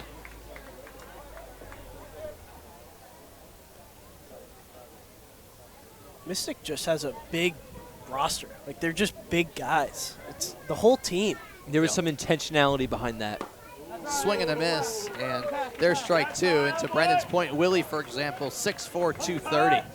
Yeah, not a coincidence, as the Schooners moved back to the Shipyard, which has far closer fences than where they played last year, Dodd Stadium, 401 dead center. So they specifically targeted big guys who could hit for power. Good take there from Willie. It's now a 1-2 count.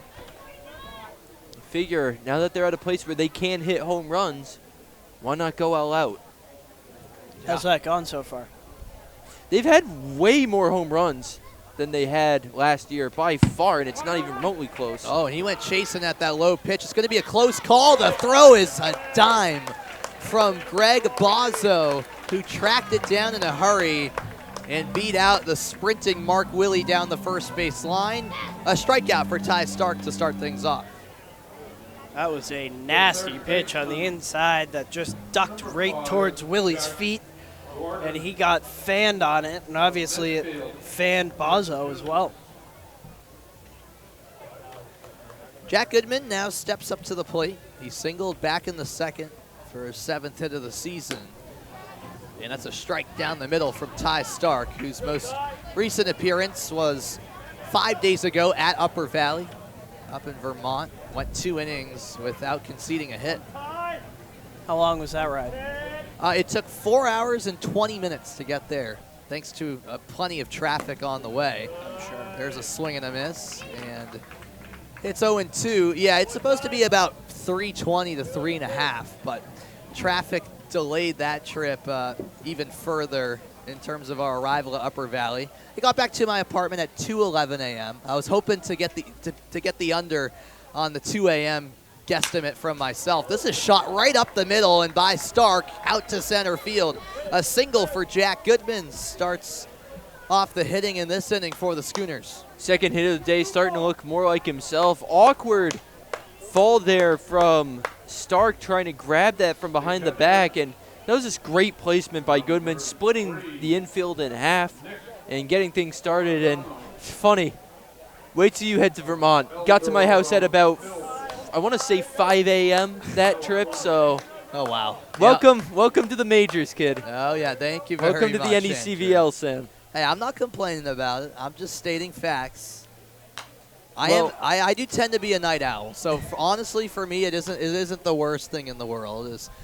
That's fouled off. 0-1 to Solorzano. Well, that's something Goodman's talked a lot to me. He's saying, if you love it, then you don't mind. You'll go on whatever bus ride, no AC, hinting at what happened yesterday for us. You'll go through whatever it takes just to get more reps out of just pure love for the game. Swing and a miss. Bozzo has no clue where the ball is. It's Stark who has to chase it down. Over to second goes Goodman with one out. Yeah, a really good pitch for Goodman to run on, as it was just a breaking ball in the dirt, and then Bozzo unable to track it down.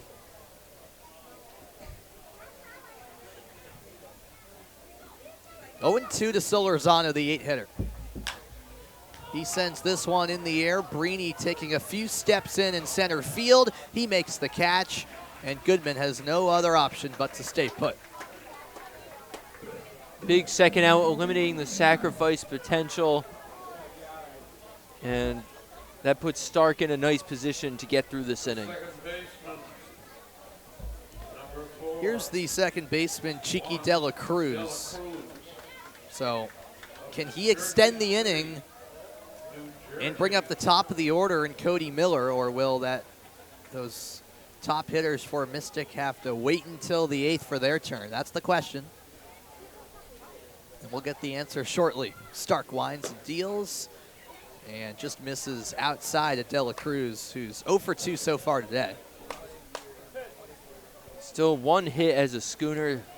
Line drive triple in the corner at North Adams yesterday. Hoping it's the start of something for him because he's made good contact. It just keeps finding gloves. Stark glances over at the runner Goodman a couple of times.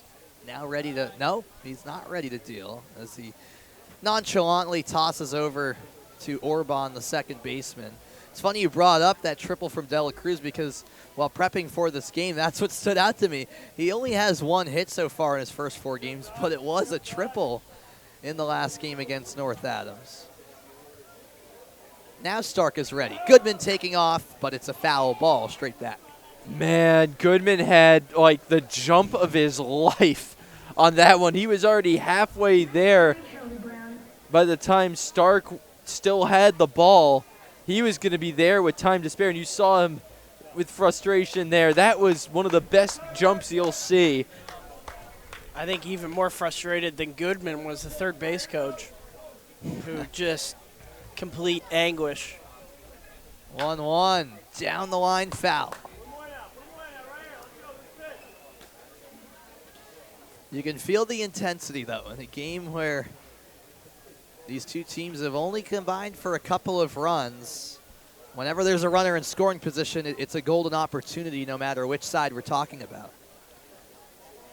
And again, Schooners had those chances early on, stranded 3 runners in the first 2 innings.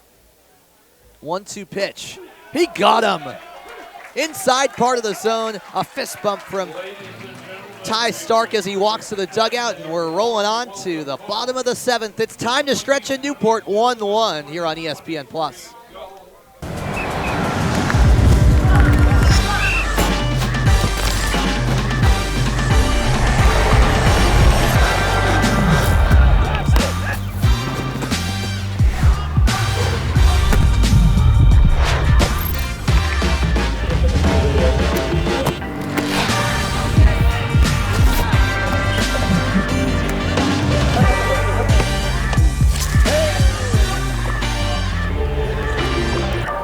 Launch, hydrate, win the moment.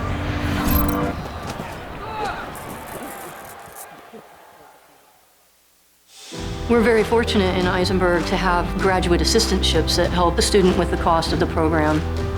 Our graduate assistants have benefits, not only tuition and fee waivers, but very attractive stipend and health care. McCormick and Eisenberg is one of the best bargains out there.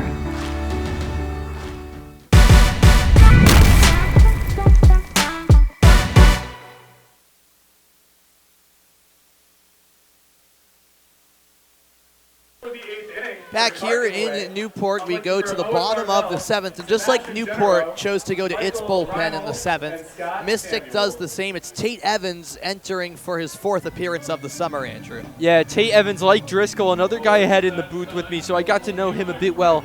The most Texas cool guy you can ever meet. He is calm, composed, just a nice guy, and he does not let things affect him, and he proved that in his first outing with the Schooners. He came in against the Waves when they were threatening with the bases loaded in a one-run game, shut them down for 3 innings. All 3 innings had a runner at third, and he has been stellar. His ERA still sits at 0 in 3 games, 5.2 innings pitched. He has a save. He's only allowed 1 hit while walking 3, and he talked about he had a 4-pitch walk his first batter that big game against Ocean State. He just stayed calm, did not change his approach, trusted his stuff, and it worked wonders for him. He also pitched against Vermont and North Adams. 2 innings against Vermont, getting the win there, striking out 2 against Vermont. And then the North Adams matchup, the first win of the season for the Schooners, 1 inning, 1 strikeout, and 3 batters faced. Got credit for the win against Vermont as well. Yes, Luke Orban, the first batter to face Evans, swing and a miss, strike 1. The crazy thing about the 2 bullpen arms is they almost have identical stats. Ty Stark coming into the day 5 1/3 compared to 5 2/3 for Evans. They both have 3 walks, 8 strikeouts heading into the day, and both haven't allowed an earned run. How about that? 2 guys incredibly locked in. 4 straight 1, 2, 3 innings for the Gulls. As Orban sends this on the ground, Dela Cruz there and throws over to first for out number 1. Yeah, Evans trying to get the first out in this one, which has just been a deadlock. Evans dialed in, though. On the road trips, he is just completely in his zone. Still just calm and friendly, but you can tell he's dialed in at the same time. Unique demeanor there from the Yale Bulldog. Andrew Duncan takes one up and in for ball 1. No hits so far for Duncan tonight. He had a couple last night on the Vineyard. 3 for 9 heading into the day in 3 games. This one hit well out to right center. Shifting over is Scotty Young, and he's got it. A quick 2 outs to begin the inning. That's kind of the nature of how this game has gone. Yeah, and Evans would love to pitch a few innings into this one. I mean, they do have options in the pen. A few names you could expect to see in this one, but if Evans can go a few into this one, that would be fantastic, as, while being a closer, he has that ability to go deep into games.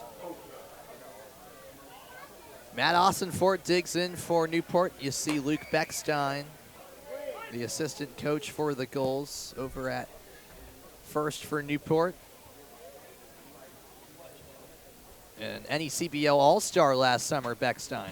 He went on a tear in the playoffs. He batted .450 in the postseason for Newport, including a couple of 3-hit performances in the playoffs. And I know he's very happy to be back here for now a 3rd summer, this time as a coach rather than a player. Swing and a miss. It's a 3-pitch strikeout. The first one of the night for Tate Evans, and a successful inning of work. We're heading to the 8th, and still we're tied here on ESPN+.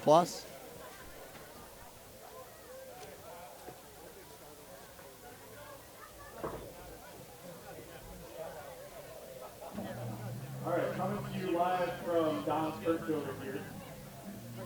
As we're setting up our choir, we'd like to welcome them. So, Gold fans, this Juneteenth, we would like to call your attention to the Thursday stand as we proudly welcome Newport Singers to perform Lift Every Voice and Sing. The song, often referred to as the Black National Anthem, standing alongside the Star Spangled Banner, was proposed in response to the civil rights movement of the early 20th century and has been proposed as the country's national hymn. Today, it stands as a reminder of the ongoing fight for racial justice and equity in the United States. If you are able, we ask you to please stand for the performance.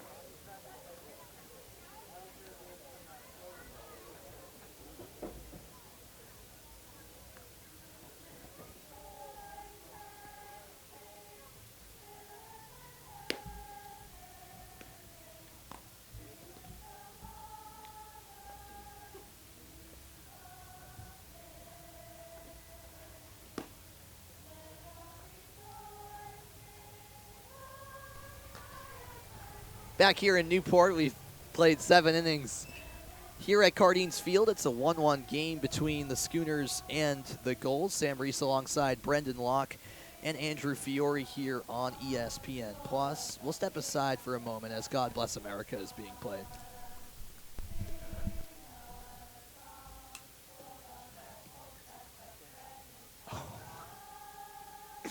See, I have no idea what was happening. We're good.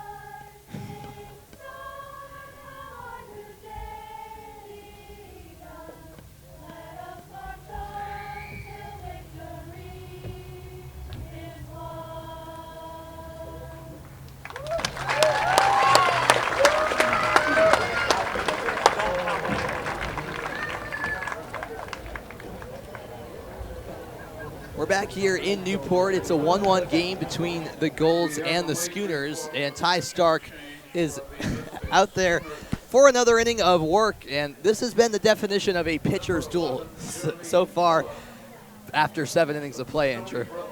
Absolutely. I mean, even the relievers just locking in immediately. You saw Tate Evans quickly retiring the side there, and then Stark with the 2 strikeouts in 1 inning. He's going to look to keep going here in this one against the top of the Schooners order. You know, sometimes you're just looking for some big old-fashioned Big Ten football. Sometimes you sign up and it's Wisconsin Northwestern, and you get a 10-6 scoreline with 300 yards between the two teams, and that's what we have here. There's been a lot of punt fests. It's been a lot of 1, 2, 3 innings, but this is what we get sometimes. Is Cody Miller steps in now. Yeah, it is back to the top of the order as Cody Miller digs in for Mystic, and complete opposite really of last night where the two teams combined for 5 home runs. Newport had 1, Martha's Vineyard 4, and it was a 7-6 Sharks win, but this game the complete opposite of that, as it's an 0-1 count to Miller. That's upstairs 1-1. Yeah, Miller has had a fantastic start to his tenure as a Schooner, trying to keep his bat hot. He's hitting .261, so it's been a little cooler these last few games, but overall you can't ask for a better start to your tenure as the one he had.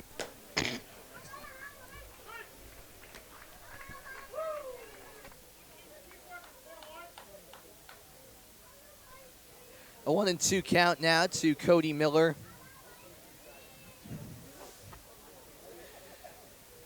Scotty Young on deck for the Schooners, and that's a fastball hit down the line. And it veers foul as the count stays put. Miller so far 0 for 3.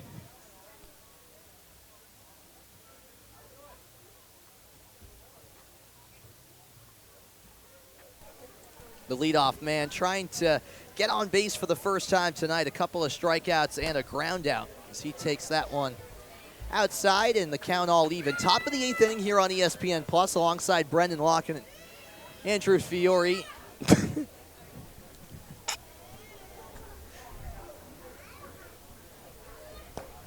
And chasing there was Miller as it's picked up by Bozzo, and the throw made in time for out number 1. So Ty Stark has retired 4 of the 5 batters he's faced so far. Dream start for Stark, as he is just in complete control and really doing a nice job, but now steps up Young, as he's been the real issue thus far. He went yard in the third inning and got a single in the first. He's been the one, Scotty Young, the right fielder, that has caused the most damage against the Gulls pitchers thus far.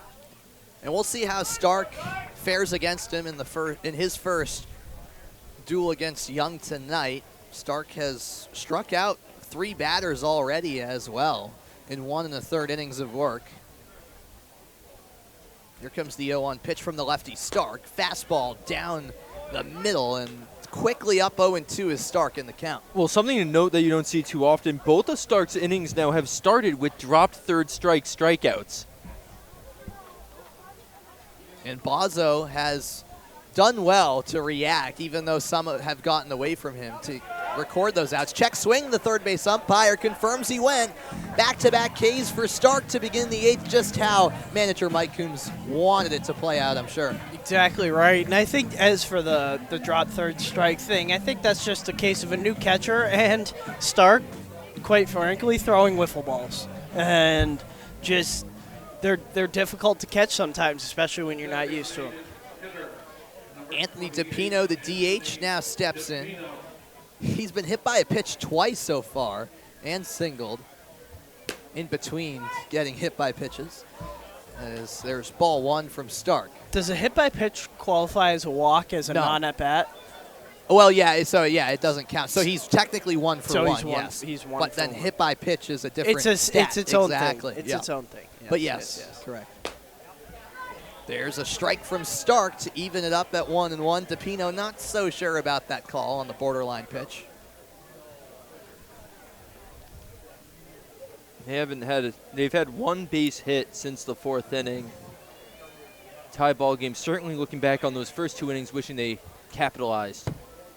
That one bounces past the glove of Bozzo. Luckily for Newport, no one on base this time.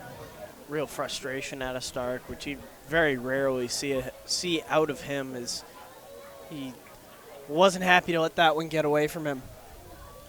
We'll see if he bounces back on the 2-1. Up and in. It's a 3-1 count. Stark has only walked 3 batters in now over 6 innings of work this summer, compared to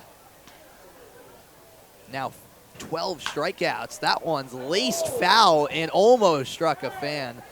That one went just past the area where the protective netting ends, and you got to be alert on those last few seats down the third base line. Almost struck our cameraman, Chris. Oh, yeah, Chris is all right. Chris almost got struck by a bat the other night. A flying bat came at him. And now he almost got hit by a ball. And he was on top of the dugout when he almost got hit by a bat. This time he's over at third as that sent foul over to the right side. So wherever Chris goes, it seems like he's a ball magnet, but we're happy to report that he is A-OK over there. What, do the players just not like his film work or something? Hey, I think Chris is a great camera operator. Potentially, one of America's best cameramen, if I may say. And a strikeout for Stark. He strikes out the side. How about it? We're going to the bottom of the 8th. It's a 1-1 game here on Plus.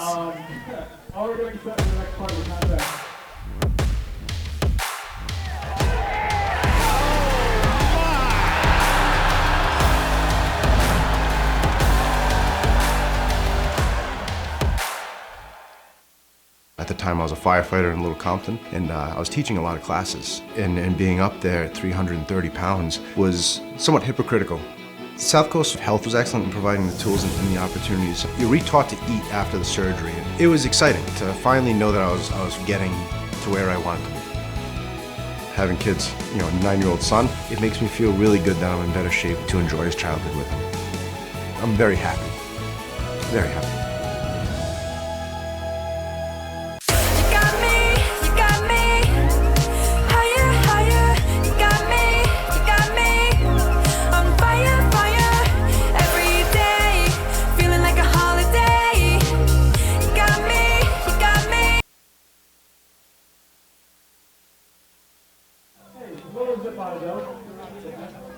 Again, thanks again to Sakuchi Welcome back to Cardines Field here on ESPN Plus, and this one seemingly coming down to the wire between the Gulls and the Schooners in the third of 7 regular season meetings between these teams this summer.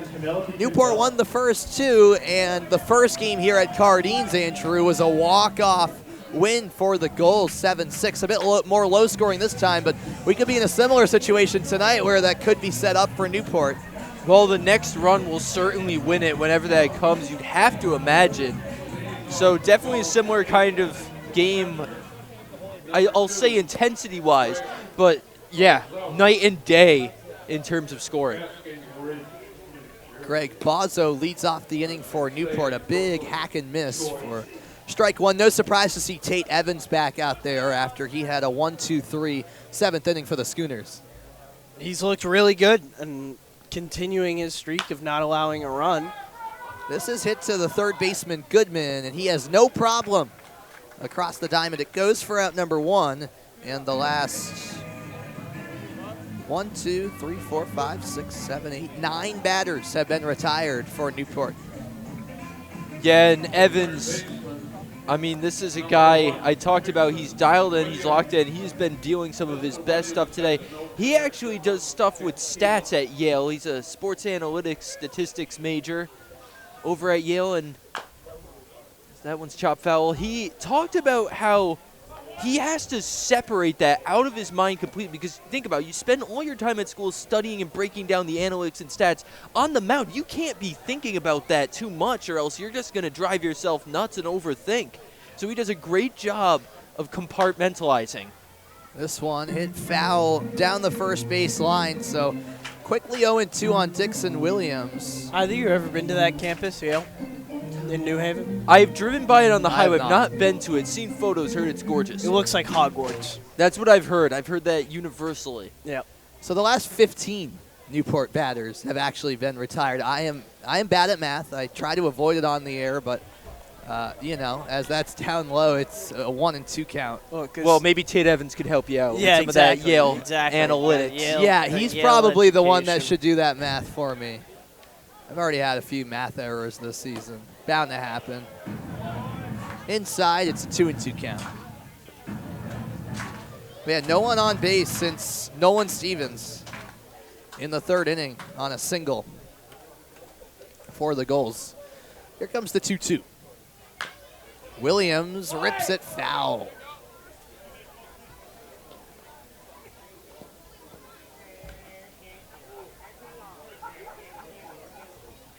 So with 1 out and nobody on base, Dixon Williams trying to finally give Newport's offense some sort of momentum.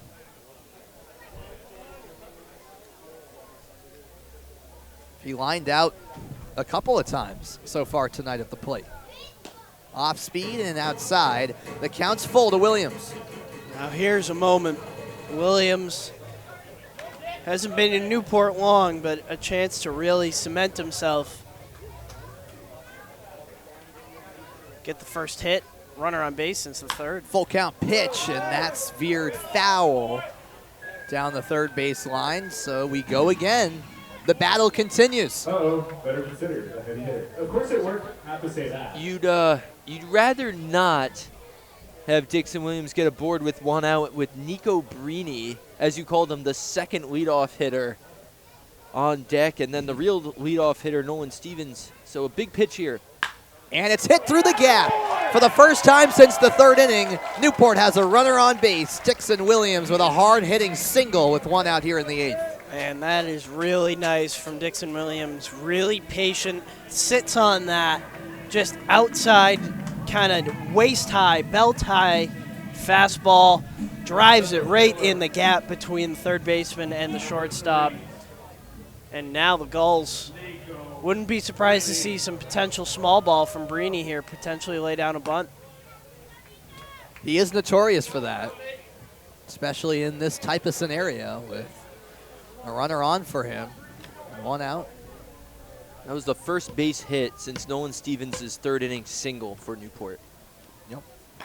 And not even any walks or hit by pitches since then either. That was This is straight up the first base runner for Newport since that point that you bring up, Andrew, back in the third inning a while ago. Goodman with his cleats on the edge of the turf there at third base. He's anticipating that potential of a bunt attempt. The 1-1. Brainy takes a hack at it, pops sky high. Williams trots back to first, and that one caught by the shortstop, Cody Miller, for a big second out by the Schooners. Yeah, that's a tough break for the Gulls as Williams goes off to the races thinking, and he got a really nice jump, but Brainy just gets under it a little bit and now has to retreat. 2 down. And a fan near us trying to trick the Schooners infield by yelling, "I got it," but Miller was unfazed.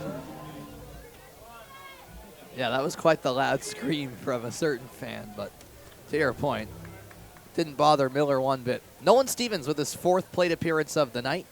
1 for 3 with that single Andrew just mentioned a moment ago. Strike 1 taken.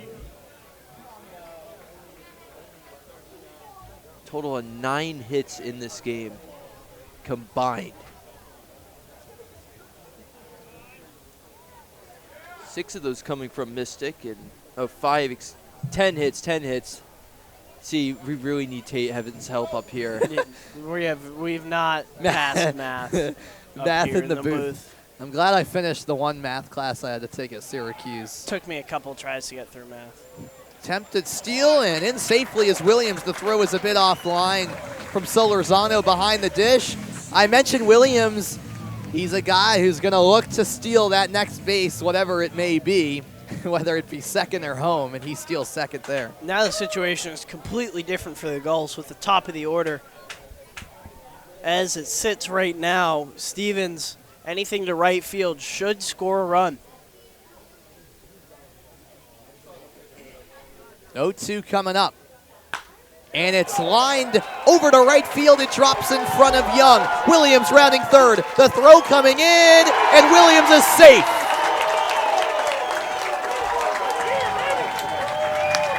The Newport Gulls have taken the lead, and it's an RBI single from who else but Nolan Stevens. Great piece of hitting on the outside, and then Williams hauling around third. He had the go sign the entire time, getting the sign from the dugout to slide outside, slide around that tag. He's able to do it, and the Gulls jump ahead after having virtually nothing for 6 innings, and now they're on the board leading in the bottom of the 8th. Well, you mentioned that speed. He was able to go second to third. As another steal attempt by Newport, and that's on the money.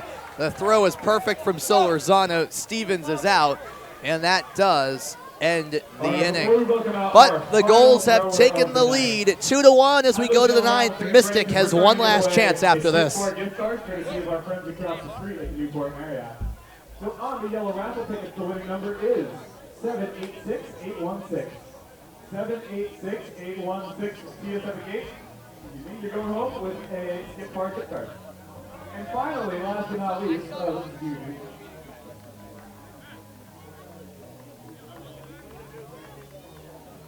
been a long night. I'm trying to give away a car. Let's see if Penelope can do it. Just good. Again, thanks again to Suzuki Honda for sponsoring tonight's car giveaway.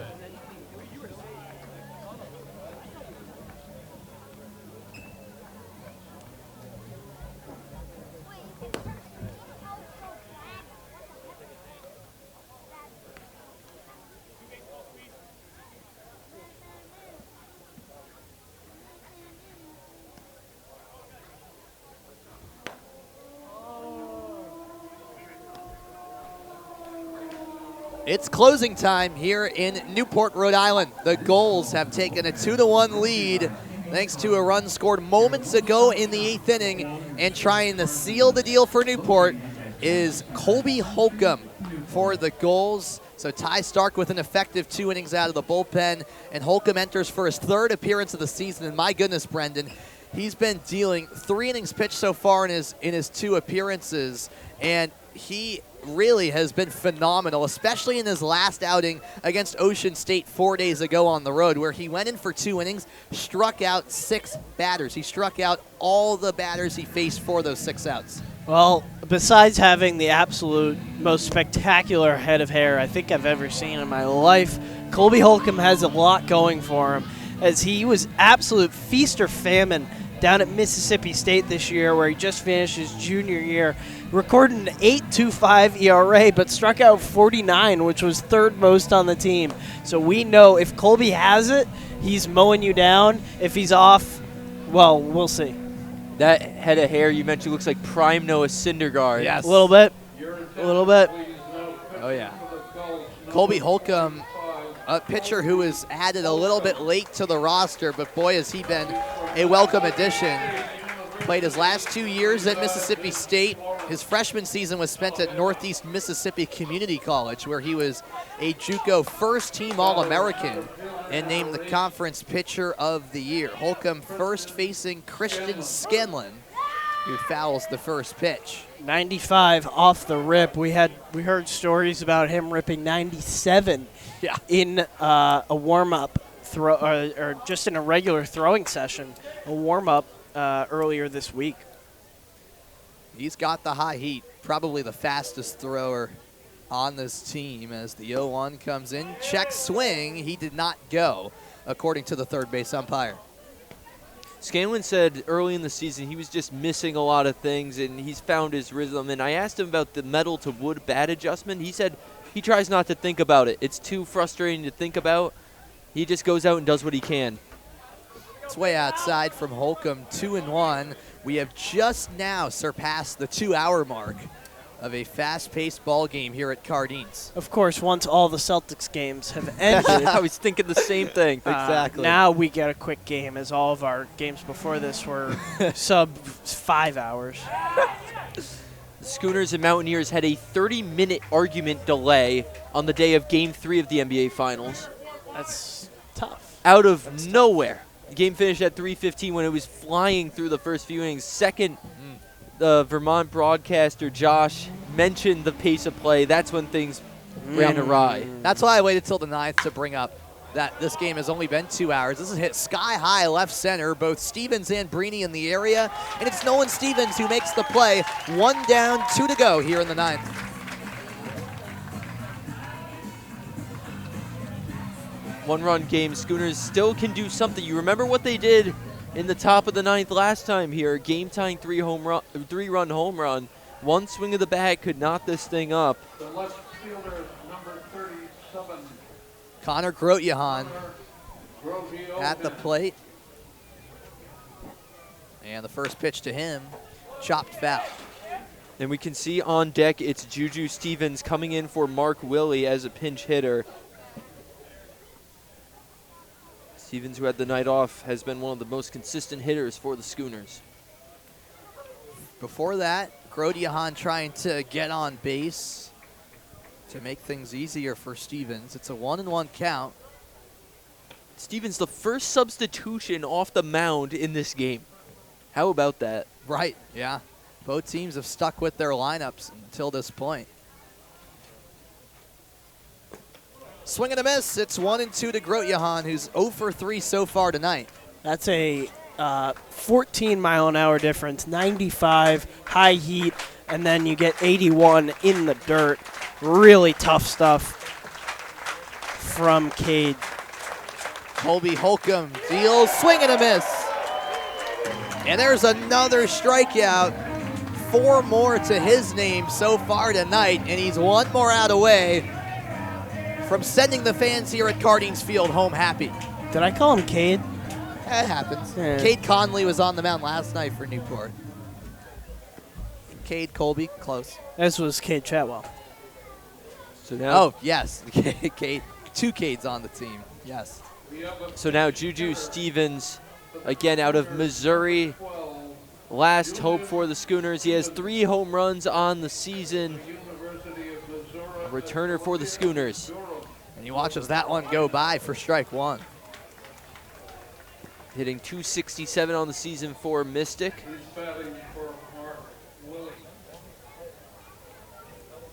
Stevens awaits the 0-1. Down low to even up the count. Most of the crowd here at Cardines Field has stayed through what's been a pretty fast-paced game, as mentioned, hoping that Holcomb can shut the door here in the ninth. That one dips just a bit low. 2 balls and a strike to Juju Stevens. So now we've seen the whole arsenal. That was the off-speed curveball. We've seen 96, we've seen 81, we've seen 88, and now somewhere in the 70s with that curveball. Goes with the heat here and just a hair low. You could see that it was an attempt to frame it behind the plate, but 3-1 nonetheless. The high heat again, grounded to short. Seymour's there, he snatches it, throws, and it's in time, and that's the ball game. The Newport Gulls back to winning ways. A 2-1 victory over the Mystic Schooners. And the fans here at Cardines are heading home happy. 3 losses in a row for the Schooners. They had their opportunities here, but it was a fantastic pitching performance for them. They had the bats going early on. Those squandered opportunities in the first 3 innings are what sank them, though. But they can hold their head on keeping it close against a team that really got the best of them last time out, and they'll hope they can get over the hump next time they face Newport.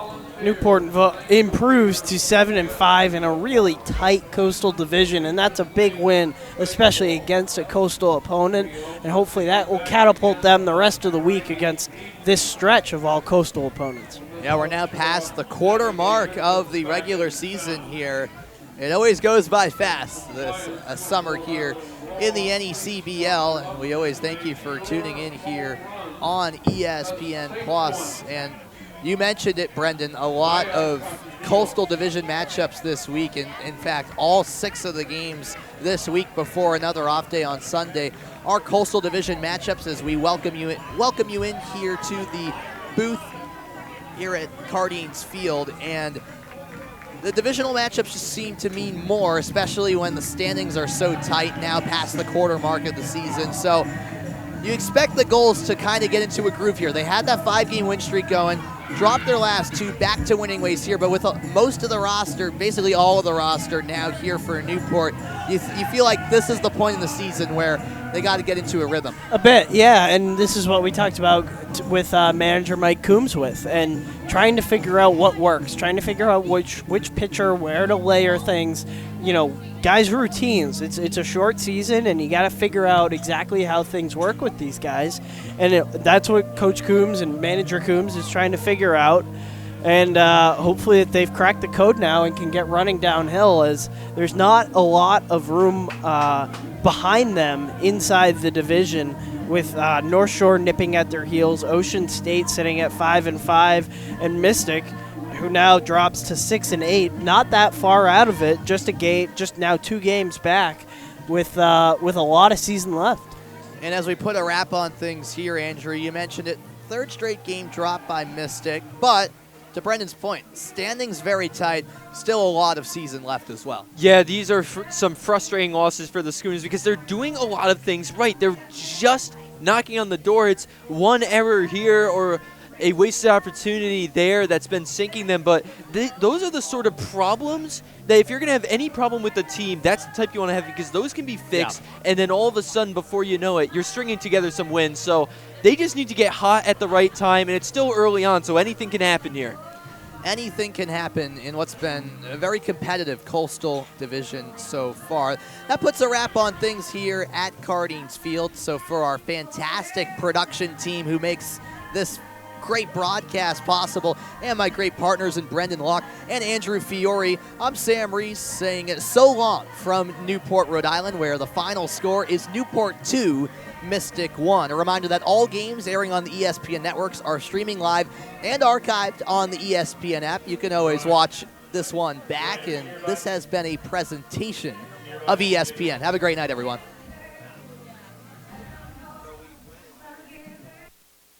The Gulls get it done. A 2-1 low-scoring win over the Schooners, but it gets the job done to get back to winning ways.